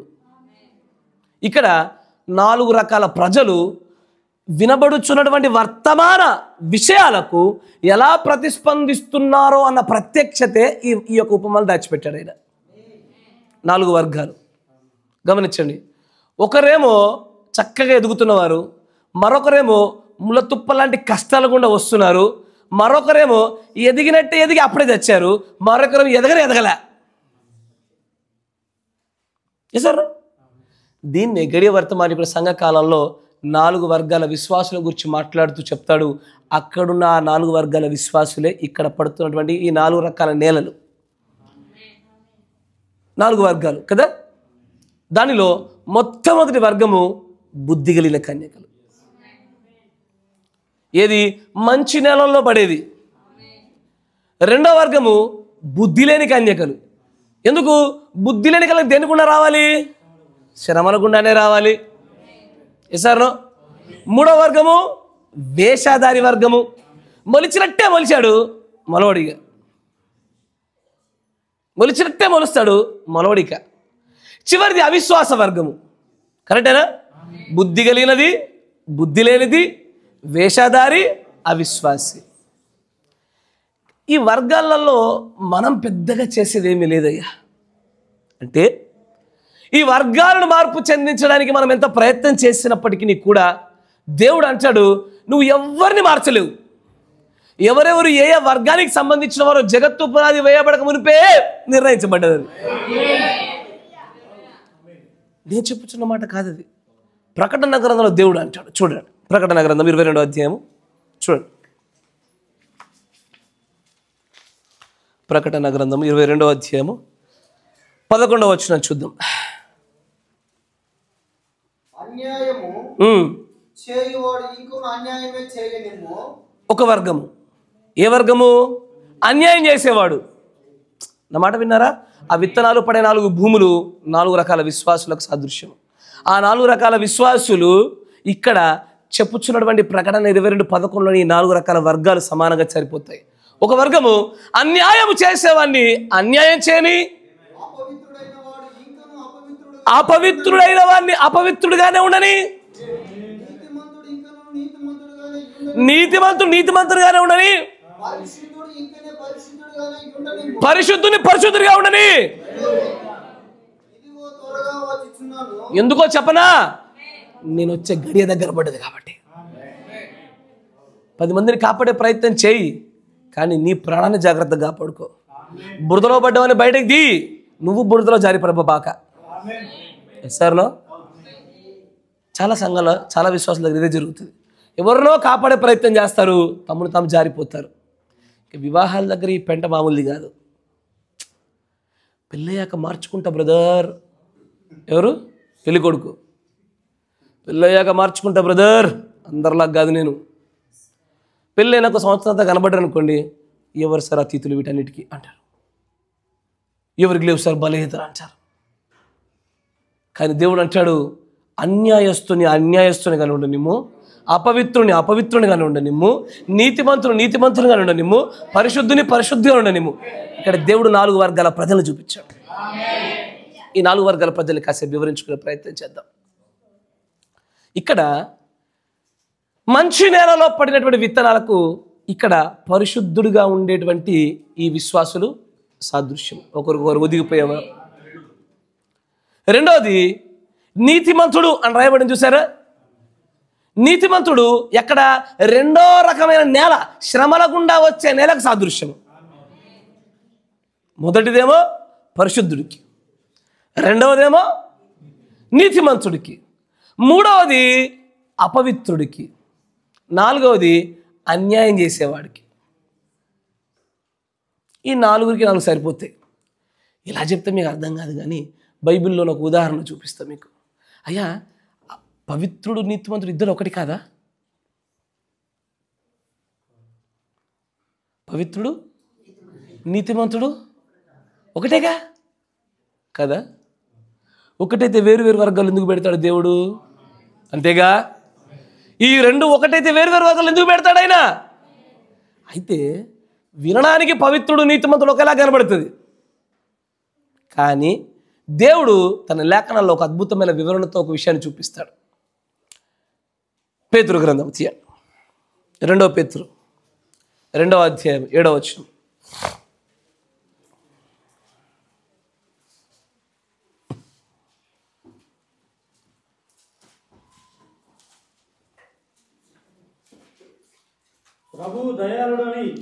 ప్రభు దయాళుడని మీరు రుచి చూచి ఉన్న ఎడల సమస్తమైన దుష్టత్వమును సమస్తమైన కపటమును వేషధారణను అసూయను సమస్త దూషణ మాటలను మాని కొత్తగా జన్మించిన శిశువులను పోలిన వారై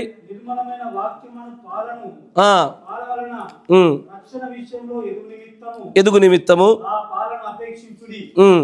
మనుష్యుల చేత విసర్జింపబడినను దేవుని దృష్టికి ఏర్పరచబడినది అమూల్యమును సజీవమునైన రాయకు ప్రభువు వద్దకు వచ్చిన వారై. 2 పేతురు 2:7 2 పేతురు 2వ అధ్యాయం 7వ వచనం. దుర్మార్గుల కామ వికారయుక్తమైన నడవడి చేత బహు బాధపడిన. అయ్యో, ఆగండి. లోతుని దేవుడి పరిశుద్ధ గ్రంథం ఏమని సెలవిస్తుంది? నీతిమంతుడు కదా? నీతిమంతుడనే లోతు. పవిత్రుడనేవాడేమో ఉన్నతమైన స్థానము, అతని తర్వాత 2వ స్థానము నీతిమంతుడు, అతడి తర్వాత అపవిత్రుడు, అన్యాయస్తుడు. కరెక్టేనా? ఇక్కడ లోతునే దేవుడు నీతిమంతుడని పెడుతుంటే, మరి లోతున్న కాలంలో పవిత్రుడు ఎవరు? అబ్రహాము. ఎవరయ్యా? అబ్రహాము. ఆ కాలంలో ఈ 4 వర్గాలుగా 4 నెలల్లో విత్తబడుతున్న విత్తనాలుగా అన్ని కాలాల్లో ఈ ఉపమానాలు పనిచేస్తూనే వచ్చాయి. అన్ని కాలాల్లో జాగ్రత్తగా గమనించండి. ఎందుకంటే ఈ పరలోక రాజ్యం యొక్క మర్మాలు యేసుప్రభువారు ఉపమానాలతో చెప్పారు, కానీ వీటికి సంబంధించిన విషయాలు జగత్తు పునాది తర్వాత ఏదేను తోట నుంచే నడుస్తూనే వచ్చాయి. అవి అబ్రహాము కాలంలో కూడా పవిత్రుడున్నారు, నీతిమంతుడున్నాడు, అపవిత్రుడున్నాడు, అన్యాయస్తుడున్నాడు. అబ్రహాము కాలంలో పవిత్రుల యొక్క వర్గానికి సంబంధించిన వాడు అబ్రహాము. ఆయనలో ఏ తప్పిదాన్ని వెతకడానికి వీల్లేదు. కానీ లోతు నీతిమంతుడు అని రాయబడింది, కానీ లోతు సొదొమ గొమొర్రా దాటిన తర్వాత తను చేసిన తప్పిదాన్ని మనకు తెలీదా? ఎస్సార్నో? అతడు చేసినటువంటి శరీర సంబంధమైన తప్పిదాన్ని లెక్కలో తీసుకున్నప్పటికీ కూడా ఇతడు 2వ వర్గానికి సంబంధించిన వాడు కాబట్టి ఇతడికి నీతిమంతుడు అనే పేరు ఇచ్చేశాడు దేవుడు. మరి 3వ వర్గం కూడా ఉందిగా. 3వ వర్గం ఏంటది? మనకు 4 నెలల్లో చూస్తే అప్పుడే కొంచెం మొలిసి వెంటనే చచ్చిపోయేది. ఎవరది? లోతు భార్య. లోతుతో పాటే మొలిచినట్టుగానే మొలిచింది, మాట విన్నట్టుగానే విన్నది, రక్షించబడడం కోసం ఆ ప్రాంతాన్ని దాటినట్టుగానే దాటింది, కొంచెం మొలక రాగానే చచ్చింది. అబ్రహాము కాలంలో కూడా ఈ ప్రకటన గ్రంథం 22వ అధ్యాయం 11వ వచనంలో ఉన్నటువంటి ఆ 4 వర్గాల ప్రజలు కనబడుతున్నారు. ఆమేన్. పవిత్రుల వర్గానికేమో అబ్రహాము, నీతిమంతుల వర్గానికేమో లోతు, అపవిత్రుల వర్గానికేమో లోతు భార్య. చివరి వర్గం ఉన్నది అన్యాయస్తుల వర్గం. ఆ వచనం మరొకసారి చదవండి. 2 పేతురు 2:7. దుర్మార్గుల కామ వికారయుక్తమైన నడవలికలు. అంటే ఆ కాలంలో ఉన్నటువంటి అన్యాయస్తులు వాక్యమనే విత్తనాలు లోతనేటువంటి వ్యక్తి ద్వారా పడ్డా కూడా వెంటనే లేపబడిన వ్యక్తులు సొదొమ పట్టణస్థులు. ఈ 4 వర్గాల్లో ఒకరేమో సొదొమ పట్టణస్థులు, పూర్తిగా ఎత్తుకుపోబడిన వారు. లోతు భార్య మొలకెత్తి చచ్చిపోయింది కనబడతా ఉంది. లోతు మాత్రము మొలకెత్తాడు, కష్టాల గుండా వచ్చాడు, కొన్ని పాపాల్లో ఉండిపోయాడు. ఆయన దేవుడు అతను నీతిమంతుడనే పిలిచాడు. కానీ తప్పిదములు మాత్రం నమోదు చేయబడకుండా పవిత్రుల వర్గంలో ఉన్నటువంటి వ్యక్తి అబ్రహాం ఒక్కడే. హల్లెలూయా. ఇక్కడ ఈ వర్గంలోనే అందరం ఉండాలని ఆశపడతా ఉన్నా నేను. కానీ ఈ వర్గంలో కూడా దేవుడు మళ్ళీ మూడు వర్గాలు పెట్టాడుగా, అంతేనే కదా. మంచి నేలల్లో పడినటువంటి ఆ విత్తనాలకు పవిత్రులుగా ఉండడంలో కూడా మళ్ళీ 3 వర్గాలు. 30 అంతలుగా ఫలిస్తావా, 60 అంతలుగా ఫలిస్తావా, లేదా 100 అంతలుగా ఫలిస్తావా? ఎస్ఆర్నో? సమస్యల్లో ఏంటి చెప్పనయ్యా? ఏంటో మెసేజ్లో అందరూ 4 వర్గాలు ఉండాలనుకుంటారు, కానీ 3వ వర్గానికి అంటే 2వ వర్గం, ఇటువైపు నుంచి 2వ వర్గం, ఆ ముళ్ళ తుప్పలో ఉన్న వర్గానికి సంబంధించిన ప్రజల సంఖ్య ఎక్కువ ఈ రోజున. నా పరిశీలనలో అప్పుల బాధలు రాగానే వర్తమానం అక్కడ ఉండదు, ఇరుగుల ఇబ్బంది రాగానే వర్తమానం పక్కన పెట్టేవారిని చూశా, ఆరోగ్య సమస్యలు రాగానే వర్తమానాన్ని పక్కన పెట్టేవారిని చూశా, బంధువుల దగ్గర నుంచి ఒత్తిడి రాగానే పక్కన పెట్టడం చూశా, వివాహాల్లో ఒత్తిడి రాగానే వర్తమానాన్ని పక్కన పెట్టడం చూశా. నిజంగానే నా పరిశీలనలో నేను చూసినటువంటి పవిత్రుల సంఖ్య చాలా తక్కువ. కానీ దేవుడు మనలందరినీ కూడా పవిత్రుల వర్గంలోనే ఉండాలని ఆశపడతా ఉన్నాడు. ఇక్కడే కాదు, యేసు ప్రభు వారి కాలంలో కూడా ఈ 4 వర్గాలు, ఈ 4 నేలలు అక్కడ కూడా ఉన్నాయి. యేసు ప్రభు అన్నాడు కాబట్టి యేసు ప్రభు వారి కాలంలో పవిత్రుల వర్గంలో యేసు ప్రభు వారు ఒక్కరే ఉంటారు. ఆయనకంటే మించిన పవిత్రులు ఎవరయ్యా? ఎవరు లేరు. యేసు ప్రభు వారి కాలంలో యేసు ప్రభు ఒక్కడే పవిత్రుల వర్గానికి సంబంధించిన వాడు, మంచి నెలల్లో పడ్డవాడైనా. కానీ ఆయన కాలంలో శ్రమల గుండా పైకి వచ్చింది ఎవరో తెలుసా? అతనితో పాటు పక్కన సిలువేయబడినటువంటి వ్యక్తుల్లో మంచి దొంగ నీతిమంతుడు. సిలువేయబడుతున్నాడంటే ఏదో పాపం చేస్తేనే సిలువేస్తారు, కానీ సిలువేయబడితే సిలువేయబడ్డాడు, శ్రమల గుండా వచ్చాడు, కానీ పరదేశంలోకి వచ్చాడు ఆయన. లోతు శ్రమల గుండానే వచ్చాడు, కానీ బయటపడ్డాడు మొత్తానికి. చావు తప్పి కన్నులొట్టబోయింది అనేది. సార్ అలాగే ఇక్కడ ఉన్నటువంటి యేసు ప్రభు వారి కాలంలో కూడా యేసు ప్రభు వారి పవిత్రుల వర్గానికి సంబంధించిన వాడిగా ఉన్నాడైనా. తర్వాత వస్తున్నటువంటి ఎవరు? ఆ మంచి దొంగ ఎవరైతే ఉన్నారో అతడు నీతిమంతుల వర్గానికి సంబంధించిన వాడిగా ఉన్నాడు ఆయన. మరి ఆయన కాలంలో వేషధారిగా ఉన్నవాడు ఎవడు? పాస్టర్లు చెప్తే నేను వినా. ఇస్కరియోతు యూదా. మొలకెత్తినట్టే మొలకెత్తాడు, భక్తి చేసినట్టే చేశాడు, వెంబడించినట్టే వెంబడించాడు, కానీ చచ్చిపోయాడు వాడు. ఇస్కరియోతు యూదా. ఏ వర్గం వాడిది? వేషధారి వర్గం. అది చివరి వర్గం ఒకటి ఉంది, అన్యాయస్తుల వర్గము. ఎవడో తెలుసా? యేసు ప్రభు యొక్క సిలువలో కుడి పక్కన మంచి దొంగ ఉండి ఎడం పక్కన ఇంకొకటి ఉన్నాడు చూసారా? వాడు. సార్ వాడు అంచాడు, ఓయ్ నువ్వు దేవుడు అయితే నిన్ను కాపాడుకో, తర్వాత మమ్మల్ని కాపాడు. అప్పుడు కుడి పక్కన దొంగ అంటాడు, అరే మనం చేసిన పాపాలకు ఇది మనకు తగినదేరా, కానీ ఈ పరిశుద్ధుడికి తగినది కాదే. ఆయనలో ఏ పాపము నేను చూడలేదు కదా, ఇంకా నువ్వు ఎందుకు అలా మాట్లాడుతున్నావు? పోయేటప్పుడు నాకు మంచి మాటలు మాట్లాడరా, పోతూ కూడా ఈ మాటలేనా? ఎట్లా మారుతారయ్యా? స్వభావాలు అవే పుట్టుకతో. మారాలంటే ఎన్నిక ఉండాలా, మారాలంటే ముందు నిర్ణయమై ఉండాలా, మారడానికి పరిశుద్ధాత్మ చేత మనము ఆయన బీజంలో బీజమై ఉండాలా.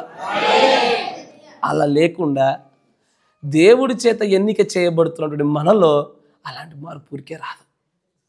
ఆయన ఎన్నికలో ఉందనుకోండి, ఎలాగైనా సరే యోనా ముక్కుబిండి మార్చినట్టుగానే నిన్ను మారుస్తాడు.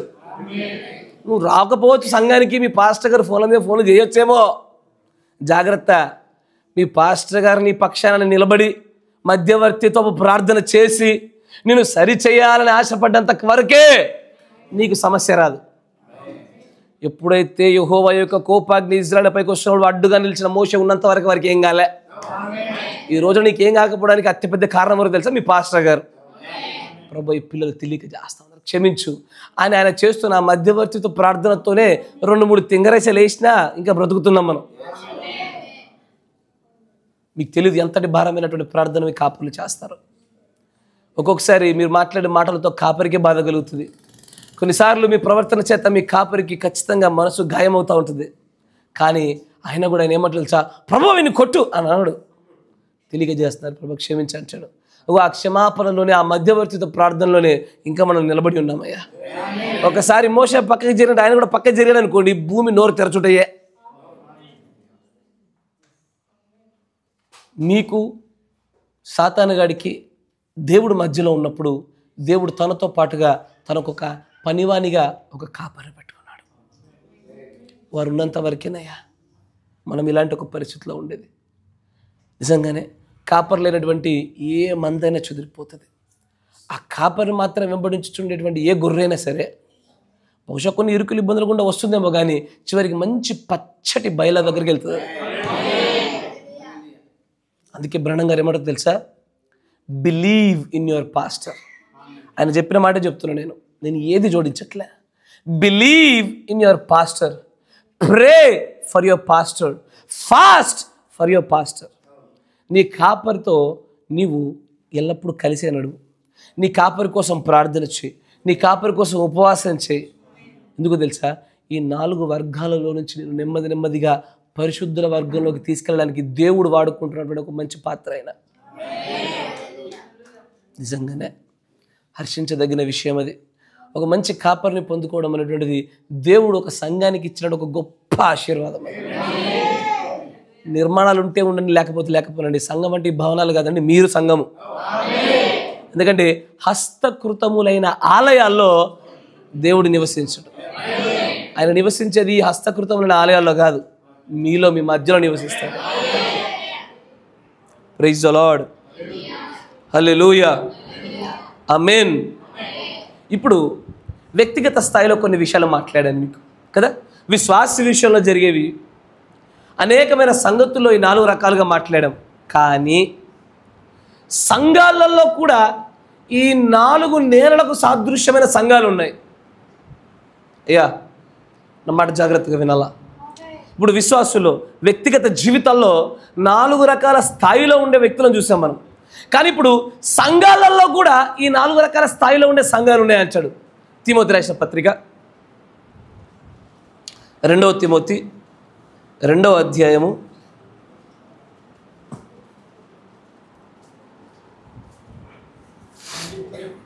13వ వచనం చూద్దాం. మనము నమ్మదగని వారమైనను ఆయన నమ్మదగిన వాడుగా ఉండును. ఆయన తన స్వభావమునకు విరోధముగా ఏదీ చేయలేడు. వినువారిని చెరుపటకే గాని మరి దేనికి పనికిరాని మాటలను కూర్చి వాదము పెట్టుకొనవద్దని. ఇంకొంచెం ముందుకు పైకి వెళ్ళండి. పైకి పునరుద్ధానం అనే దగ్గర నుంచి చదవండి. దాని పైన పునరుద్ధానం అని ఉంటుంది చూడండి. పునరుద్ధానము గతించానని లేదా నేను చూద్దును, పైన చూడు.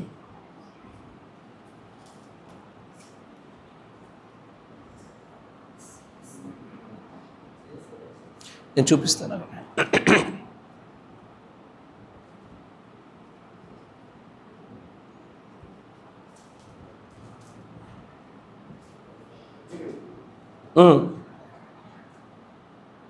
సరే, కరెక్ట్గా మీరు కరెక్ట్ చదువుతారు. కంటిన్యూ చదవండి బ్రదర్.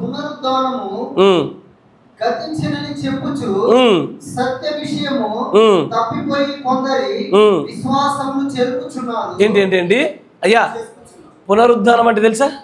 పునరుద్ధానం అంటే తిరిగి లేపబడుట. అంటే ఇప్పుడున్నటువంటి ఈ కాలంలో ఏంటో తెలుసా? అంటే పౌలు గారు ఉన్న కాలంలోనే కొంతమంది వచ్చి, అయ్యా మృతుల పునరుద్ధానం అయిపోయింది అంటే ఎత్తబాటు అయిపోయింది అన్నారట. ఇప్పుడు పౌలు గారు ఉన్న కాలంలోనే ఈ ఆత్మ అప్పటి నుంచి ఇప్పటి వరకు కొనసాగుతుంది అది కదా. వ్యక్తులు మారారు, వ్యక్తులు మరణించారు, కానీ బైబిల్ చెప్తా ఉంది ఆ ఆత్మ అట్లాగే నిలిచింది. ఒకడు వస్తాడు, వాడు అంచాడు ఈ వర్తమాన ప్రకారం ఎత్తవాడు అయిపోయింది. ఓరే విశ్వాసమును చేర్పువాడవా, బైబిల్ కానీ అదే అన్నదా? కొందరు వచ్చి పునరుద్ధానము గద్దించను అని అబద్ధాలు చెప్పి విశ్వాస విషయంలో వారు భ్రష్టులే, అనేకులు భ్రష్టులుగా చేసేటువంటి ప్రయత్నం చేస్తున్నారు. అవునా? తర్వాత చూడండి అక్కడ అయినను దేవుని యొక్క స్థిరమైన పునాది నిలకడగా ఉన్నది, ప్రభువు తన వారిని ఎరుగును అనునదియు ప్రభువు నామమును ఒప్పుకొను ప్రతి వాడును. తర్వాత ఉన్నది వెండి పాత్రలను బంగారు పాత్రలను మాత్రమే కాక కర్రవియు మంటివియు. మళ్ళీ ఇక 4 వచ్చాయి. 1 బంగారము, 2 వెండి, 3 కర్ర, 4 మంటి. నా మాట జాగ్రత్త వినాలా. 1 బంగారము, 2 వెండి, 3 కర్ర, 4 మంటి, 4 భూములు. చూసామా మత్తయిలో 4 రకాల విశ్వాసాలను చూసామా? ప్రకటన గ్రంథంలో 4 కేటగిరీలను చూసామా? అలాగే సంఘాలలో కూడా ఇదే 4 స్థాయిల్లో ఉండే విషయాలను చూపిస్తున్నాడు. ఎందుకు వీటిని గురించి మాట్లాడాల్సి వచ్చిందంటే అప్పుడు వచ్చిన కొన్ని దుర్బోధనలను దృష్టిలో పెట్టుకొని భిన్నాభిప్రాయాలను రహస్యంగా బోధించే కొంతమంది ఉంటారు. వాళ్ళు ఎట్లా వస్తారో తెలుసా? ఏం చేస్తారో తెలుసా? ఏదైనా తోటలో ఉండగా ఏది యజమానుడైనటువంటి వాడు పక్కకి వెళ్ళగానే సర్పం నెమ్మది వచ్చి అవ్వను మోసం పుచ్చే ప్రయత్నం చేసింది. అట్టాగే ఎప్పుడైతే నువ్వు ఈ కాపరి వెనకాల వచ్చే మందలో కాకుండా కొంచెం పక్కగా వేరుగా నడవడం మొదలుపెట్టావా, పక్కన ఉండే తోడేలుకి యొక్క కన్ను మొట్టమొదటి నీ మీద పడుతుంది. మందలో ఉండే గొర్రెను చూడదు, ఆ మందకు ఎదురుగా నడుస్తున్న కాపరిని చూడదు, ఆ మందకు వేరుగా నడుస్తున్నటువంటి ఆ ఒక్క గొర్రెనే తోడేలు చూస్తుంది. మెల్లగా చూసి దగ్గరకు వచ్చి, బ్రదర్ నేను కూడా ఈ గొప్ప ఇంటిలోని నేను కూడా ఒక వ్యక్తినే, నేను కూడా ఈ వర్తమానంలోని వ్యక్తినే, నేను కూడా ఈ మర్మాలను నమ్ముచున్న వ్యక్తినే, కానీ నీకు విషయం చెప్పనా? మర్మం బ్రదర్, మర్మం. ఏం మర్మం అయ్యా? ఎత్తబాటు అయిపోయిందయ్యా. అవునా?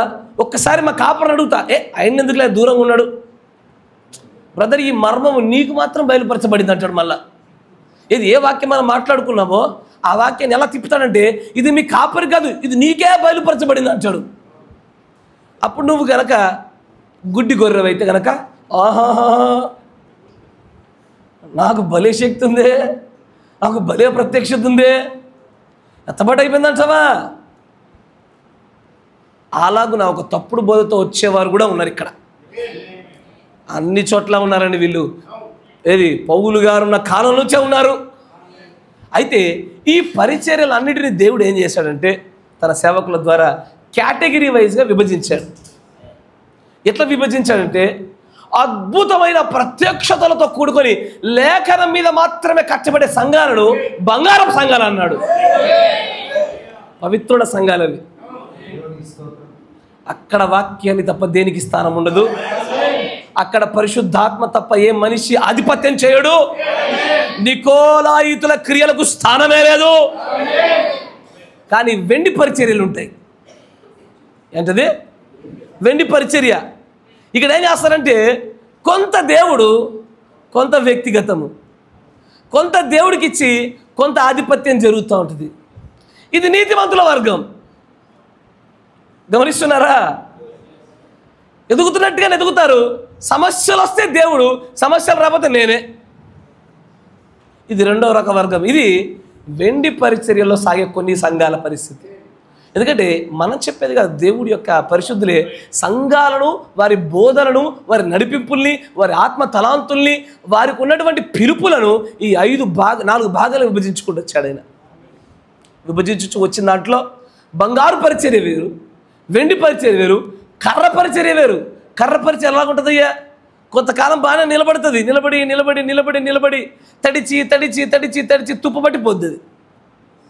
ఎస్ఆర్నో? మంటి పరిచర్య ఉంటుంది. అది ఎందుకుంటుందో దానికి తెలియదు. అది ఇక గట్టిగా రాయి తగిలినా పగిలిపోద్ది, గట్టిగా నీటి ప్రవాహం వచ్చినా ఎగిరిపోద్ది. ఇది ఉంటుంది. కానీ మంటి పరిచర్య అలా కనబడుతూనే ఉంటుంది. ఇది సంఘాల స్థితిగతుల్లో కూడా ఇవే ఉన్నాయి.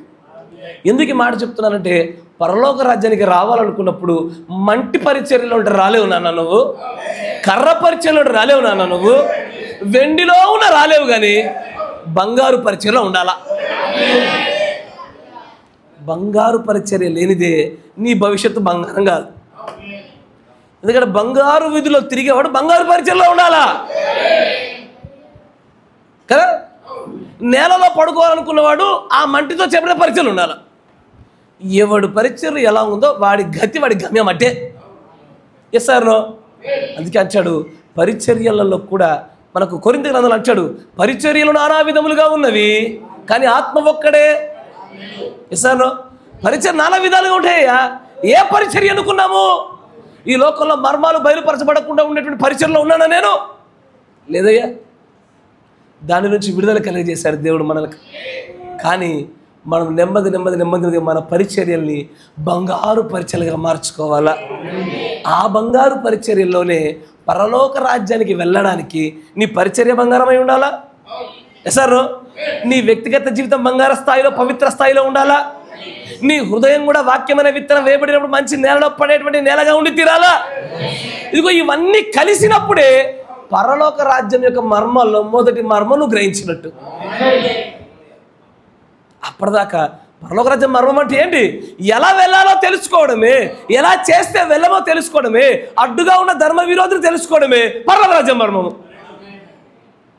కానీ పరలోక రాజ్యానికి వెళ్ళాలి వెళ్ళాలి వెళ్ళాలి అనుకుంటాము, కానీ ఎక్కడేసిన దొంగలి అక్కడిలాగే మంటి పరిచర్యలు రాలేవయ్యా. నా ప్రేమపూర్వకమైనటువంటి ఆహ్వానము, బంగారు పరిచర్యలోకి షిఫ్ట్ అవ్వాలి మనం. ఎస్ఆర్నో? ఏది బంగారు పరిచర్య?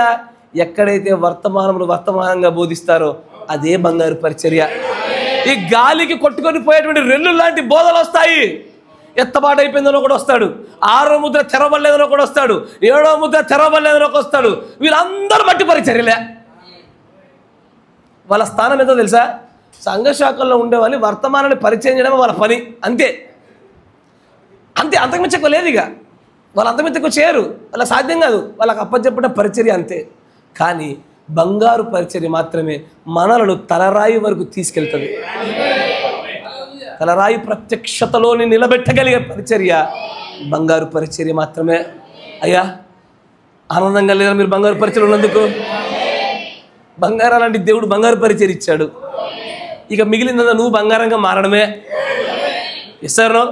ఇన్నిసార్లు బంగారం బంగారం అంట అని చెప్పి ఒంటి మీద వేసుకునేవు, రావక్కడికి. పాస్టర్ గారు ఊరికే బంగారం బంగారం అంటే చూసావా, ఒక తులం కొనిచ్చాయి అనేవు.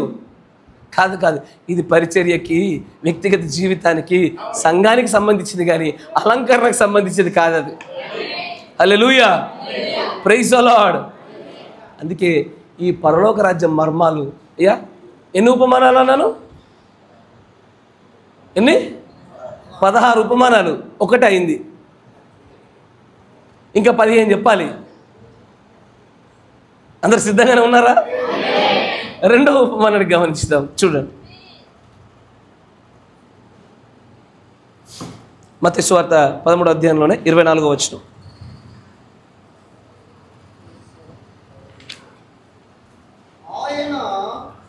ఆయన మరొక ఉపమానాన్ని వారితో చెప్పెను. ఏమనగా పరలోక రాజ్యము తన మంచి విత్తనము విత్తిన ఒక మనుష్యుని పోలి ఉన్నది. మనుష్యులు చూడండి, ఆ ఉపమానంలో ఉన్న ప్రతి పదానికి ఒక ఖచ్చితమైన అర్థం ఉన్నది. జాగ్రత్తగా గమనించాలా. మనుషులు నిద్రించుచుండగా అతని శత్రువు వచ్చి గోధుమల మధ్యలో గురుగులు విత్తాడు. మొలకలన్నీ పెరిగి గింజ పట్టినప్పుడు గురుగులు కూడా అగుపడ్డాయి. దాసులు వచ్చి అయ్యా నీవు నీ పొలములో మంచి విత్తనము విత్తితివి కదా అందులో గురుగు లెక్కల నుండి వచ్చినవి అడిగిరి ఇది శత్రువు చేసిన పని అని అతడు వారితో చెప్పగా మేము వెళ్ళి వాటిని పెరికి కూర్చుట నీకు ఇష్టమా? జాగ్రత్త వినండి. ఆ దాసులు ఏమడిగారు? ఈ గురుగులన్నీ పెరికి ఒక దగ్గర కూర్చడము నీకు ఇష్టమేనా? నీకు ఇష్టమా? అప్పుడు ఆయన ఏమంటాడు? వద్దు, గురుగులను పెరుగుచుండగా వాటితో పాటు గోధుమలు కూడా వెళ్ళిపోతాయేమో, కొంతకాలం రెండు కలిసే ఎదుగనియండి. కోతకాలమందున గురుగులను ముందుగా కూర్చి కాల్చివేయుటకు కట్టలు కట్టి చేర్చి పెట్టుడని గమనించండి. మనందరికీ సుపరిచితమైన ఉపమానమే, కరెక్టేనా? ఇక్కడ మళ్ళీ తన పొలంలో మంచి విత్తనాలు విత్తి గోధుమల పంట తీద్దాం అనుకునేటువంటి ఒక యజమాని. ఆ యజమాని ఎవరో కాదు, పరలోకపు తండ్రికి సాదృశ్యమైన ఆమేన్, హల్లెలూయా. అయితే ఆ తండ్రి ఏం చేశాడు? పరలోకపు తండ్రి తన యొక్క పంటలో చక్కగా నేలలో గోధుమ విత్తనాలు విత్తేశాడు. అక్కడ అంతకుమించి ఇంకేమీ లేవు. కానీ ఎదుగుతూ ఎదుగుతూ ఎదుగుతూ ఉన్నటువంటి చోట సడన్ ఏం జరిగింది? శత్రువు వచ్చి కొన్ని గురుగులు చల్లిపోయాడు. శత్రువు యొక్క రాకడని సునాయాసంగా గుర్తుపట్టవచ్చు. కానీ సమస్య ఏంటంటే పనివారు నిద్రపోయారు. అయ్యా, పనివారు నిద్రపోవడాన్ని చూసే గురుగులు వచ్చి పడడానికి అవకాశం అయింది శత్రువు చేత. తర్వాత కొంతకాలం చూసేసరికి ఏమైందంటే నెమ్మదిగా గురుగులు గోధుమలు రెండు కనబడింది. కానీ గురుగుల్ని చంపకూడదు, గురుగుల్ని పెరికివేయకూడదు, గురుగుల్ని తీసివేయకూడదు. నా మాట జాగ్రత్త వినండి. ఈ విషయం ఇక్కడ ఇట్లాగే ఉంచు. ఆదికాండం దగ్గర రండి, నేను చెప్తాను. మీ అందరికీ బాగా తెలుసు బైబిల్, నాకంటే ఎక్కువ. జాగ్రత్తగా వినండి. అక్కడ హేబేలు కయీను వారిరువురిలో హేబేలు మంచివాడు, కయీను దుష్ట సంబంధి. కయీను ఏం చేశాడంటే ఒక దినాన్న హేబేలుతో పాటు అర్పణ తేగ, ఆ అర్పణ దేవుడు లెక్క పెట్టాలా, లక్ష్య పెట్టలేదు. అది దానితో కోపోద్రేకుడైపోయి తమ్ముని చంపేసి, తమ్ముని చంపిన వెంటనే అతడు ఒకసారి అలాగే పొలంలో తిరుగుతున్న యెహోవా స్వరం వచ్చి, కయీను నీ తమ్ముడేడి? నేనేమన్నా నా తమ్ముడికి కావలివాడనా అని కయీను చెప్పగా, మంచిది, నీవు చంపిన నీ తమ్ముని యొక్క రక్తము నేలలో నుంచి నాతో మాట్లాడుతుంది నాన్న. నువ్వు చేసినది చాలా పెద్ద తప్పు కాబట్టి నిన్ను నేను వెళ్ళగొట్టుచున్నాను అన్నాడు ఆయన. అప్పుడు కయీను అంచాడు, నా దోష శిక్ష నేను భరింపలేనంత గొప్పది అన్నప్పుడు దేవుడు ఏం చేశాడు? అతనికి ఒక గుర్తు వేశాడు. గుర్తు వేయడానికి గల కారణం ఏంటి? ఇప్పుడు చూడండి, అది కారణం. ఆ గుర్తు వేయడానికంటే ముందు ఏ నియమాలను బట్టి గుర్తు వేశాడో చూడండి. చదవండి, అది కారణం.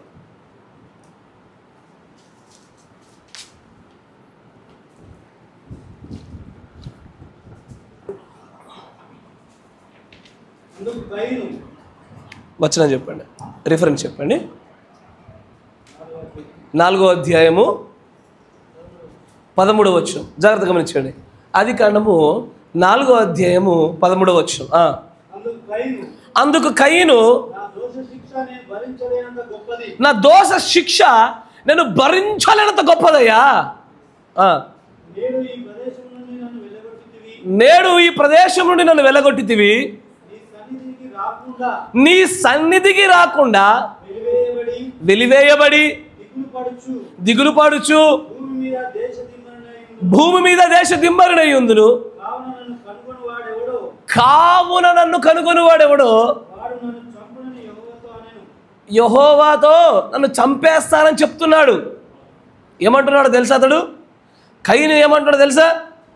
అయ్యా, నేను గురుగాని తెలిస్తే నన్ను పీకేస్తారేమో, నేను గురుగాని తెలియగానే నన్ను పెరికేస్తారేమో, నన్ను కట్టలు కట్టి కాల్చేస్తారేమో, నేను గురుగాని బయలుపరచబడగానే నేను ఇక్కడ ఉంచనివ్వరేమో. గమనించండి, పొలంలో ఉన్నది గురుగాని తెలిసిన తర్వాత ఉండనివ్వడానికి అనుమతి ఇచ్చింది ఎవరు? యజమానుడే. ఎసారు పొలములో గురుగని తెలిసిన తర్వాత ఉండనివ్వడానికి అనుమతి ఇచ్చింది యజమానుడే. తమ్ముడిని చంపినటువంటి దుష్ట సంబంధిగా నరహంతకుడిగా మార్చబడ్డాడని తెలిసినా కూడా కయీను ఉండనిచ్చింది కూడా యజమానుడే. తర్వాత అంటాడు, యెహోవా పలుకుతున్న మాట, అందుకు యెహోవా అతడితో అంటాడు, చూడండి, కాబట్టి ఎవడైనను కయీనును చంపిన ఎడల గురుగును పీకేస్తే నీ కూడా ప్రతిదండనే. గురుగును పీకేయడానికి లేదు, ఎందుకంటే గురుగుతో పాటు గోధుమ దెబ్బ తింటదిగా. కయీను కూడా చంపడానికి వీల్లేదు వెంటనే, ఎందుకంటే ఇటు గురుగునైనా కయీన్నైనా ఒక కోతకాలం రావాలి. అప్పటి వరకు దీన్ని ఎవడు చంపొద్దు. గురుగును పీకేయకూడదు, అటు కయీన్ను చంపకూడదు. అంతేనా? అప్పుడు అంటాడు యెహోవా పలుకుతున్నమాట మరొకసారి. యెహోవా ఏమంటున్నారు? కాబట్టి ఎవడైనను కయీనును చంపిన ఎడల వానికి ప్రతిదండన ఏడంతలు కలుగునను కనుగొని. అయ్యో, సాధారణంగా అలాంటి దుష్టులు దేవుడు చంపాలని ఆశపడతాడు. దేవుడి యొక్క స్థానంలో నేను పెట్టి ఏం చేస్తావయ్యా అంటే చంపేసేయండి ఇవన్నీ అంటారా? కానీ దేవుడు అంటాడు, అసలు కయ్యనికి ముద్ర వేయడం గల ప్రధానమైన కారణమే కనుగొని చంపకుండా ఉండాలనే. ఆ ముద్ర యొక్క ప్రధాన కారణం ఏంటంటే అతడు బయటపడకూడదు, చంపబడకూడదు. దేనికి? అతడు కోతకాలం వరకు గురుగు వలె నిలబడాలి కాబట్టి. మాట వింటున్నారా? ఆ గుర్తు యొక్క ప్రధానమైన రెండు కారణాలు: ఎవ్వడు కనుగొనకూడదు, ఎవ్వడు చంపకూడదు. ఇలాగూ జరగడం కోసమే ముద్రను దేవుడు అనుమతించాడు అక్కడ. ఈ విషయం తెలిసే యజమానుడు, అయ్యా పొలములో గోధుమలున్నాయి, గురుగులున్నాయి, పీకెద్దునా? అయ్యా కాపరి, నీ సంఘంలో గోధుమలు కనబడుతున్నాయి, గురుగులు కనబడుతున్నాయి, పీకెద్దునా? చివరి వరకు ఉండని. ఎందుకంటే కొంతమంది విశ్వాసులు చెప్తుండగా వింటుంటా నా దగ్గరకు వస్తారు, బ్రదర్ ఎందుకని ఇంకా బ్రదర్ సహిస్తున్నారు, ఎందుకని ఇంకా బ్రదర్ అట్లా ఓర్చుకుంటున్నారు, పంపించారా అంటారు. ఎవరినైనా ప్రతిదండన వస్తుంది నీకు తెలియదు.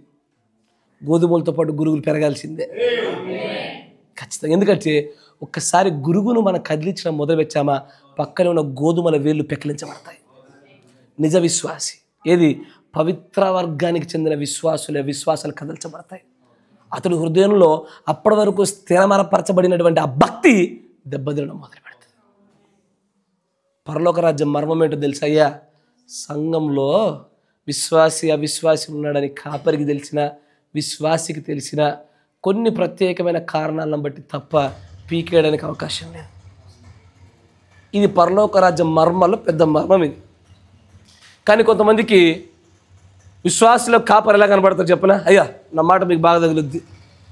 ఎందుకో ఈ కాపరి మా పట్ల పక్షపాతం చూపుతున్నాడు. వాళ్ళు చేస్తే ఒకటి, మేము చేస్తే ఒకటా? అయ్యో నాన్న, నువ్వు గోధుమ కాబట్టి నువ్వు బాగుండాలని 2 దెబ్బలు ఎక్కువ కొట్టాను నిన్ను, అంతే కదయ్యా. వాడు గురువు కాబట్టి వాడు చెప్తున్నాడు కాబట్టి ఆ గురువుని ఓ దెబ్బ కొట్టి పక్కన పెట్టేశాడు.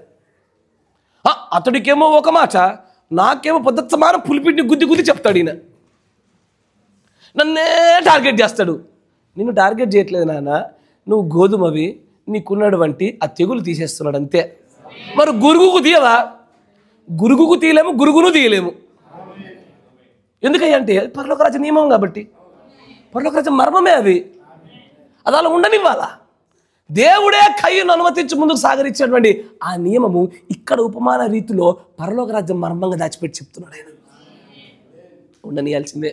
కానీ ఇంకొంచెం వెనక్కి జరిగితే కనుక యజమానుడు తండ్రికి సాదృశ్యంగా ఉండి విత్తనాలు విత్తినటువంటి చోట అక్కడ పనివారు నిద్రించుచుండగా అన్నాడు చూసారా? పనివారు నిద్రించే వరకు కూడా, నిద్రపోవ మునుపు వరకు కూడా మంచి గోధుమల పంటే ఉంది అక్కడ. అసలు గురుగులు లేవు.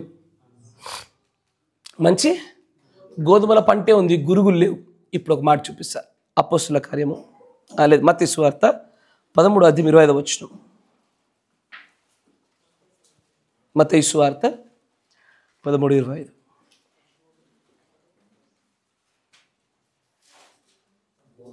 రాతి నేలను విత్తబడినవాడు వాక్యము విని వెంటనే సంతోషంతో దానిని అంగీకరించువాడు. చాలా గమనించండి. ఇప్పుడు మొదటి ఉపమానంలో విత్తనం అనేటువంటిది వాక్యానికి సాదృశ్యం. జాగ్రత్తగా వినాలి. మొట్టమొదటి ఉపమానం ఏది? 4 నెలల్లో పడుతున్న విత్తనాలు కదా. ఆ ఉపమానంలో విత్తనాలు వాక్యానికి, పలకబడుతున్న మాటకు సాదృశ్యం. కానీ ఈ రెండవ ఉపమానంలో ఈ విత్తనాలు విశ్వాసులకు సాదృశ్యం. గుర్తుపెట్టుకోండి. రెండవ ఉపమానంలో ఈ విత్తనాలు వాక్యానికి కాదు సాదృశ్యం, విశ్వాసులకు సాదృశ్యం. ఎందుకంటే గోధుమలు మంచి విశ్వాసులు, గురుగులు ముద్రించబడి నాశనానికి కొరకు ఏర్పాటు చేయబడ్డ విశ్వాసులు. అయితే మొట్టమొదటి అంతా కూడా చక్కటి గోధుమతోనే పండి ఉండగా కాపరులు నిద్రించారు అంటాడు. అంటే దేవుని యొక్క పనివారు నిద్రించడం అనేది దేనికి సాదృశ్యమో తెలుసయ్యా? పౌలు గారు ఒక మాట మాట్లాడతారు. నేను వెళ్ళిపోయిన తర్వాత మీ మధ్యలోనికి క్రూరమైన తోడేలు వస్తాయి అన్నాడు ఆయన. అంటే పౌలు గారు మీరు ఉన్నంతసేపు ఏం చేశారు? మీరు గురుగుల్ని పడనీయలే. అయ్యా అపోస్తులారా, మీరు ఉన్నంతసేపు ఏం చేశారు? గురుగుల్ని పడనివ్వకుండా చక్కటి ఆరోగ్యకరమైనటువంటి గోధుమ పంటను కలిగి ఉన్నాం. కానీ వారికి ముందే తెలుసు, అయ్యా నిద్రించుట అంటే మనం ఏమనుకున్నాం తెలుసు? ఉపమానంలో ఈ నిద్ర అనుకున్నాం. కాదు కాదు, ఏ నిద్ర? ప్రభువునందు నిద్రించుట. ఆదిమ సంఘకాలంలో ఉన్నటువంటి అపోస్తులుడు ప్రభువునందు నిద్రించడానికి మునుపు వరకు కూడా చక్కటి గోధుమ పంటే ఉంది అక్కడ. కానీ ఒక్కసారి వారు నిద్రించగానే, వారి పరిచర్య ముగియగానే, అవి ముగియబోయే సమయానికే పౌలు గారు గుర్తుపట్టి అన్నాడు, అయ్యా నా తర్వాత సంఘంలోనికి క్రూరమైన తోడేలు వస్తున్నాయి, నా తర్వాత గురుగులు వస్తున్నాయి, గోధుమలతో పాటు గురుగులు కూడా కలిసే పెరుగుతాయి అని నిద్రించిన తర్వాతే అప్పుడు దుష్టుడు ఏం చేశాడో తెలుసా? వాడి యొక్క పూర్ణమైన ప్రతాపాన్ని వాడాడు. ఎఫెసీ సంఘకాలంలో దేవుడు చక్కటి ప్రశంసనిస్తాడు. ఆయన అంటాడు, అపోస్తులు కాకయే అపోస్తులు చెప్పుకునే వారిని గుర్తుపట్టావు నువ్వు నికోలాయితుల క్రియలు ద్వేషిస్తున్నావు, నేను ద్వేషిస్తున్నాను. ఎందుకంటే ప్రథమ సంఘకాలంలో అపోస్తులు బ్రతికే ఉన్నారు. అందుకే ఒకటే ఒక్క నేరం మోపబడింది ఎఫెసీ సంఘకాలం మీద, మొదటుండిన ప్రేమల్ని మాత్రం వదిలితే అంచాడు ఆయన. ఇది తప్ప ఏ తప్పిదము ఆ కాలంలో లేదు అపోస్తులు ఉన్నంత వరకు. ఎప్పుడైతే పౌలు గారు, పేతురు గారు, యోహాను గారు ఒక్కొక్కరు నిద్రించగానే, ప్రభువునందు నిద్రించి మరణించగానే నిజమైన గోధుమ పంటలోనికి ఇప్పుడు అబద్ధుడు శత్రువు వచ్చి గురుగుల్ని విత్తుకుంటూ వెళ్ళిపోయాడు వాడు. అందుకే తర్వాత సంఘకాలంలో ఫిలదెల్ఫియా సంఘకాలమైనా సరే, తుయతెర సంఘకాలమైనా సరే చీకటి యుగాలు అని ప్రస్తావించాడు ప్రవక్త. ఎందుకంటే అప్పుడు గురుగులు గోధుమలు కలిసి పెరగడం మొదలుపెట్టాయి. ఆహారం గురుగులకు ఎలాగ పడిందో గోధుమలకు అలాగే పడుతూ ఉంది. రెండూ తీసుకుంటూ వచ్చాయి. కానీ మధ్యలో కొంతమంది సేవకులు వచ్చి అన్నారు, ఏమని?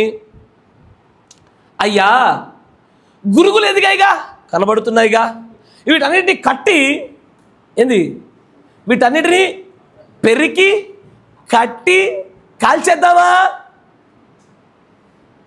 అప్పుడు ఆయన ఏమన్నాడు, ఇప్పుడొద్దు. ఆ మెట్లు గుర్తుంచుకోండి. పెరికి ఒక చోటి కట్టి తర్వాత కాల్చిపోయబడుట తర్వాత చేద్దాం, కోతకాల సమయంలో చేద్దాం. పెరికి ఒక చోట కట్టడం అంటే సమూహంగా ఏర్పాటు చేసి, వేటిని? గురుగులని. అంటే కోతకాల సమయానికి ముందు గురుగులన్నీ ఒక చోట సమకూర్చిగా కట్టబడతాయి. అయ్యా సంఘస్థాయిలో గురుగులు ఏవో కావు. ఏంటో తెలుసా? సంఘశాఖల సమాఖ్య. సంఘశాఖల సమాఖ్య ఏది? ఈ వరల్డ్ చర్చ్ కౌన్సిల్ ఏదైతే ఉన్నదో 2016లో అనుకుంటా పోపు గారు ఒక పెద్ద పిలుపునిచ్చాడు. ఆయన ఇచ్చిన పిలుపు ఏంటో తెలుసా? లెట్స్ యునైట్, అందరం ఏకమవుదామంట. ఆయన మాట విని ప్రపంచంలో క్రైస్తవ సంఘాలని గదిలాయి, except the bride of Christ. ఎందుకో తెలుసా? వధువు ఒక్కటి తప్ప మిగిలినవన్నీ లేచి ఒక చోట సమకూర్చబడుతున్నాయి. అందుకే ఈ మధ్యలో యూట్యూబ్లో చూడండి, వన్నెస్ అని పాటలు కనబడతాయి. చూసారా? అయ్యా బైబిల్లో పాలన గ్రంథం చూసారా అంటే లేదని వచ్చాము, యూట్యూబ్ చూసారా అంటే లేదంటారా? మీరు చూస్తాంగా. దాంట్లో వన్నెస్ అని సీజన్ 1, సీజన్ 2, సీజన్ 3 దాంట్లో చూస్తుంటే మొత్తం సంఘశాఖల పాస్టర్లే కనబడతారు అలా. కరెక్టేనా? ఒక్కొక్కరు ఒక్కొక్క లైన్ పాడుతూ ఉంటారు. వింటున్న మనకేమనిపిస్తుంది? అరే రే రే చక్కగా పాడారు అనిపిస్తుంది. నాకేమో కట్టలు కట్టినటువంటి గురుగుల యొక్క కొమ్మల్లా కనబడుతున్నాయి అవన్నీ. ఏంటయ్యా ఏంటది? కట్టలు. ఎందుకంటే కోతకాలం దగ్గర పడిందిగా. కట్టలు కడుతున్నటువంటి గురుగుల యొక్క మొక్కలవి. అవన్నీ దగ్గరవుతున్న కొలది నీకు నాకు అర్థం కావాల్సిన విషయం ఏంటి తెలుసా? గోధుమను కొట్లలో పోసే టైం వచ్చిందని తెలియాలా? గురుగులన్నీ ఏకమవుతున్నాయి, ఒక చోట కట్టబడుతున్నాయి. మనం కొట్లలో పోయబడే సమయం దగ్గరికి వచ్చింది. అవును, అనేకులు నిద్రించినప్పుడు అవి కూడా పడ్డాయి, కానీ కోతకాలం ఇది. ఈ కోతకాలంలో ప్రపంచ సంఘాలన్నీ ఐక్యమవుతా ఉన్నాయి. ఎంతవరకు ఐక్యమైతే తెలుసా? బృందం గారు అంటారు, ద ఫైనల్ స్క్వీజ్, ఆ చిట్ట చివరి బలమైన ఒత్తిడి ఆ యొక్క గురుగుల కట్ట మన పైకి తీసుకొస్తుంది. అప్పటి వరకు మనం ఉంటామా? ఒత్తిడిలోకి వచ్చినట్టే వస్తాము, కుట్రలో పోయబడతాం. అవేమో బగ బగ బగ కాలిఫోర్నియా కాలిపోతున్నాడు, లాస్ ఏంజల్స్ కాలిపోతున్నట్టు అవి కూడా కాల్చి బూడిద చేయబడతాయి. అయ్యా సంఘాలలో కూడా గోధుమలు గురుగులు ఉన్నాయి. ఎసర్నో? సంఘ శాఖలనియు వధువు సంఘాలనియు. వధువు సంఘంలో కూడా, ఎందుకంటే బ్రహ్మం గారు అంటారు, ఈవెన్ ఇన్ మై చర్చ్, నా సంఘంలో కూడా 3 రకాల విశ్వాసం లేకపోలేదు కదా. నా సంఘంలోనే సార్ అంటాడైనా విశ్వాసి అవిశ్వాసి వేషధార లేకపోలే అంటే గోధుమలతో పాటు గురుగులు చివరికి ఎంటైమేసే సంఘాలు కూడా ఉంటాయి, సంఘ స్థాయిలో ఉంటాయి, సంఘము లోపల కూడా ఉంటాయి. అవునా? ఇది పరలోక రాజ్యం మర్మాల్లో పెద్ద మర్మము. ఎందుకయ్యా ఇన్ని తెలిసాక కాపరి మొత్తం ఎందుకు ఇలా సరిచేస్తలేడు అనిపిస్తుంది. ఆ మర్మం నీకు అర్థం కాలే కాబట్టి కాపరి చేసే కార్యం నీకు అర్థం కాలే. ఆ కాపరి ప్రత్యక్షత కలిగినవాడు కాబట్టి ఎవరు ఎక్కడికి వెళ్తారో దేవుడు అతడికి ఆత్మచేత ఎప్పుడు నేర్పిస్తూనే బలపరుస్తూనే వస్తున్నాడు. ఆయన తన సాధ్యమైనంత మట్టుకు గురుగులు తక్కువగా కాల్చబడాలని ప్రయత్నం చేస్తాడు, గోధుమలు తొందరగా కొట్టలో వేయబడాలని ప్రార్థన చేస్తాడు ఆయన. కాబట్టి ఈ పరలోక రాజ్యం మర్మాల్ని మొత్తం ఇప్పుడు నేను చెప్తున్న 2 విషయాల్లో చూస్తే సంఘకాలాలు వస్తాయా? అపోస్తులు వస్తున్నారా? సాతాను యొక్క క్రియలు వస్తున్నాయా? ధర్మవిరోధ సంబంధం మర్మం వస్తుందా? వధువు మర్మం బయటపడుతుందా? ఇప్పుడు ఏదైతే మనం అయ్యలారాంతం యొక్క సూచన ఇదేనా అని చెప్పుచున్నటువంటి ఆ 12 పెద్ద మేజర్ అతిపెద్ద మర్మాలన్నీ కూడా ఈ యొక్క పరలోక రాజ్య మర్మాలలో ఉన్నటువంటి ఈ 16 ఉపమానాలు దాచి ఉంచారు ఆయన. మిగిలిన ఉపమానాల మధ్యన కాలంలో చూద్దాము. God bless you. ఉదయం దీవించింది గాక. సమయాన్ని స్థానిక సంఘ కాపరి గారికి అప్పచెప్తా ఉన్నాను.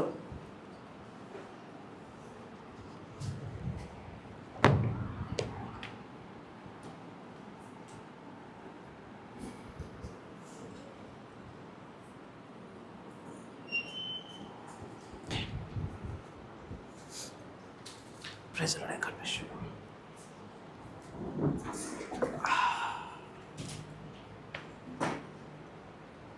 సంతోషం ఇప్పుడు సమయం దేవుడు ఎందుకు మార్గంగా మన ఎదురు పెట్టాడు. ఎక్కడ వృక్షముగా అయ్యంతం యొక్క సూచన ఇదేనా? వర్తమానంలో ఎన్ని మర్మములు ఉన్నాయో అవన్నీ కూడా డీటెయిల్స్ బయటికి రాశాడు. చదువేస్తున్నాం అందరూ. కాబట్టి పర్వతం యొక్క మర్మము ఎక్కడ స్టార్ట్ అయ్యిందో పాస్టర్ చూపించాడు. దేంతో ఏ ఉపమానంతో స్టార్ట్ అయ్యింది చూసారా? కాబట్టి బిడ్డలారా మరి చక్కగా ఇంతవరకు ఒక కోణం కాదు అనేక కోణాలు తీసుకొని దేవుడి యొక్క ప్రశస్తమైన ఈ గడి వర్తమానాన్ని మరి బైబిల్ని మరి మనకు క్షుణ్ణంగా వివరించారు. అంటే ఏదో అడాబడి అని కాకుండా మన యొక్క ప్రాంత ప్రజలకి అర్థమైనట్టుగా ఆయన ప్రసంగం చేశాడు. యేసు ప్రభు కూడా ఆ కాల ప్రజలకి ఉన్నమాట రీతిలో ఆయన ప్రసంగాలు చేశాడు, ఆయన బోధించాడు. ఆయన మరి యేసు ప్రభు ఉన్నతకు బోధించినప్పుడు ఆ కాలంలో ఉన్న కొందరు ఏమన్నారంటే, అయ్యా ఎందుకు మరి ఇలా బోధిస్తా ఉన్నావు మర్మములు అంటే, అన్నాడు కదా, అవి వాళ్ళకందరికి కాదు, అవి మీ మటుకు మీకేనని చెప్పాడు. ఆమేన్. ఈ మర్మములు బిడ్డలారా, వధువు మాత్రమే కానీ వధువు కాని వారికి మర్మములు ఈ బయలుపరచబడు. కానీ మర్మములు ఎవరికి బయలుపరచబడ్డాయంటే వధువుకు మాత్రమే బయలుపరచబడ్డాయి. అందుకని వధువు మాత్రమే ఇక్కడ పట్టుకోగలుగుతారు బిడ్డలారా. దేవుడు ప్రజస్తున్నామని మైగలుగాక. చివరకు నేను ఏదో రిపీట్ చేయడం లేదు, జాగ్రత్తగా వినండి. మరి ఈ కాలాన్ని కూడా తీసుకొచ్చాడు ఆయన. ఈ కాలం ఏమైనది? కోత కాలం అని చేసుకొచ్చాడు. మత్తయి రాసిన సువార్త 13వ అధ్యాయంలో ఇది కోత కాలము. ఏ కాలం మీద? పాస్టర్ గారు అన్నాడు, పాస్టర్ గారు మిమ్మల్ని పొట్టాను అన్నాడు. ఇప్పుడు అన్నాడు పొట్టాను అన్నాడు కదా, అన్నాడు. అన్నం కూడా ఎందుకంటే పిల్లరా, మార్టిన్ లూథర్ కాలం అనేది వేరు, జాన్ వెస్లీ కాలం వేరు, పోతే పెంతెకోస్తు పునరుద్ధాన కాలం వేరు, పెంతెకోస్తు కాలం అనేది వేరు. ఇప్పుడు మార్టిన్ లూథర్ కాలము కాగా కడుపు ప్రవక్త చెప్పాడు. మరి జాన్ వెస్లీ కాలం వచ్చి కూర్చున్నాడు. పునరుద్ధారణ పెంతెకోస్తు కాలం ఏది? పొట్టు. ఇప్పుడు మనం మార్టిన్ లూథర్ కాలంలో లేము, జాన్ వెస్లీ కాలంలో లేము, పెంతెకోస్తు కాలంలో కూడా మనం లేవు. వింటున్నారు విన్నారా?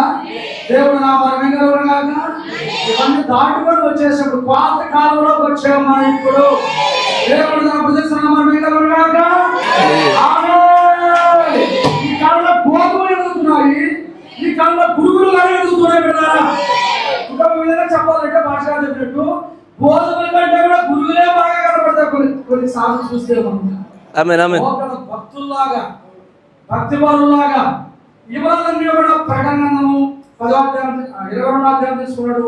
10-11 నుంచి చక్కగా వర్ణిస్తూ వచ్చాడు. అనేక రూపాలు బంగారు మరి ఎండి చూసారా, ఆ విషయాలన్నీ కూడా 4 కోణాల్లో 4 ఉపమానాలు తీసుకొని 4 విత్తనాలు తీసుకొని 4 కోణంలో చక్కగా మనకు అనేక విధానాలు తీసుకొచ్చి అనేక విధానాలతో మనతో అనేక మరి ఉపమానాలు రూపాల్లో మరి గడి వర్తమానాన్ని కలిపి కొన్ని విషయాలు మనతో మాట్లాడాడు. మనం గుర్తించాల్సింది ఒకటే, మరి ఇప్పుడు చిన్నపిల్లలం కాదు, చెప్పండి, మన పెద్దవారునా? మరి ఇప్పుడు పిల్ల చేర్చాలని చేయకూడదు. పాస్టర్ గారు చెప్పాడు, సంఘంలో ఒక తెలియని వ్యక్తి ఉంటే వాడిని ఏదో బెదిరించి వాడిని ఎలగొట్టకూడదు. వాడిని కూడా ఏది అలా ఉండనివ్వాలి. ఎందుకని వ్యవసాయుడే చెప్తా ఉన్నాడు. ఆమేన్ ఆమేన్. దేవుడు ఎలగొట్టావా రేపు తీర్పులు అన్నమాట వస్తుంది. మనకి ఎందుకు సమస్య? చూసాడు పరుడికి తీర్పు చూసాడు. మానవుడు ఏపాటి వాడు? రేపు ఆయన వస్తున్నాడు, ఆయన పక్కన మనం కూడా ఉంటాడు. అప్పుడు ఆ కార్యం నెరవేర్చబడుతుంది. అయితే మనకు మాట్లాడే కలవలేవు, జాన్వేశ్వరి కలవలేవు, మనం ఇప్పుడు పునరుద్ధార పెంతెకోస్తు కూడా లేవు. మనం ఇప్పుడు ఎక్కడ పాత కాలంలో ఉన్నాం. ఈ కాలంలో గోధుమలు ఎదుగుతున్నాయి, చెప్పడమ్మా, పురుగులు కూడా ఎదుగుతూ ఉన్నాయి. గోధుమలు పాదుపైపడుతున్నాయి, పురుగులు కూడా పాదుపైపడతా ఉన్నాయి. పురుగులు పాదుపడడం ముందుగానే పాదులు చెప్పండి తెలుసు కదా, బయట పడవేయబడి కాల్చడానికి సంసిద్ధంగా ఓళ్ళే కట్ట కట్టుకుంటాం. అర్థమవుతుందా? అయితే మనలో కూడా గోధుమలు కూడా ఇప్పుడు సంసిద్ధంగా కోతకోసం దేవదూతలు కదా. 10 కాలంలో కోతకోసం దేవదూతే అసలు గొడవలు ఇచ్చింది ఆయన చేతికే మొట్టమొదటిగా.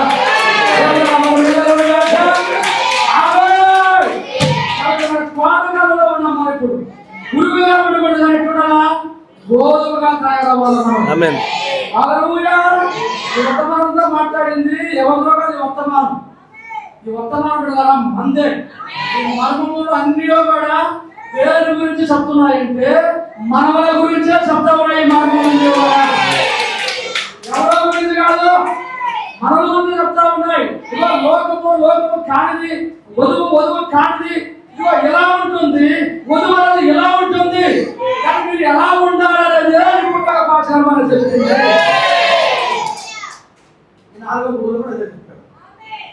కాబట్టి ఎలా ఉన్నామో మనమే పరీక్షించుకొని మనమే సిద్ధపడి అక్కడ రాక్షల్లో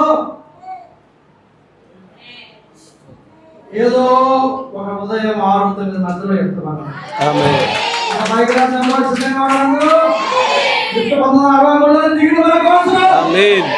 సంసిద్ధంగా ఉంది. దేవుడు ప్రపంచ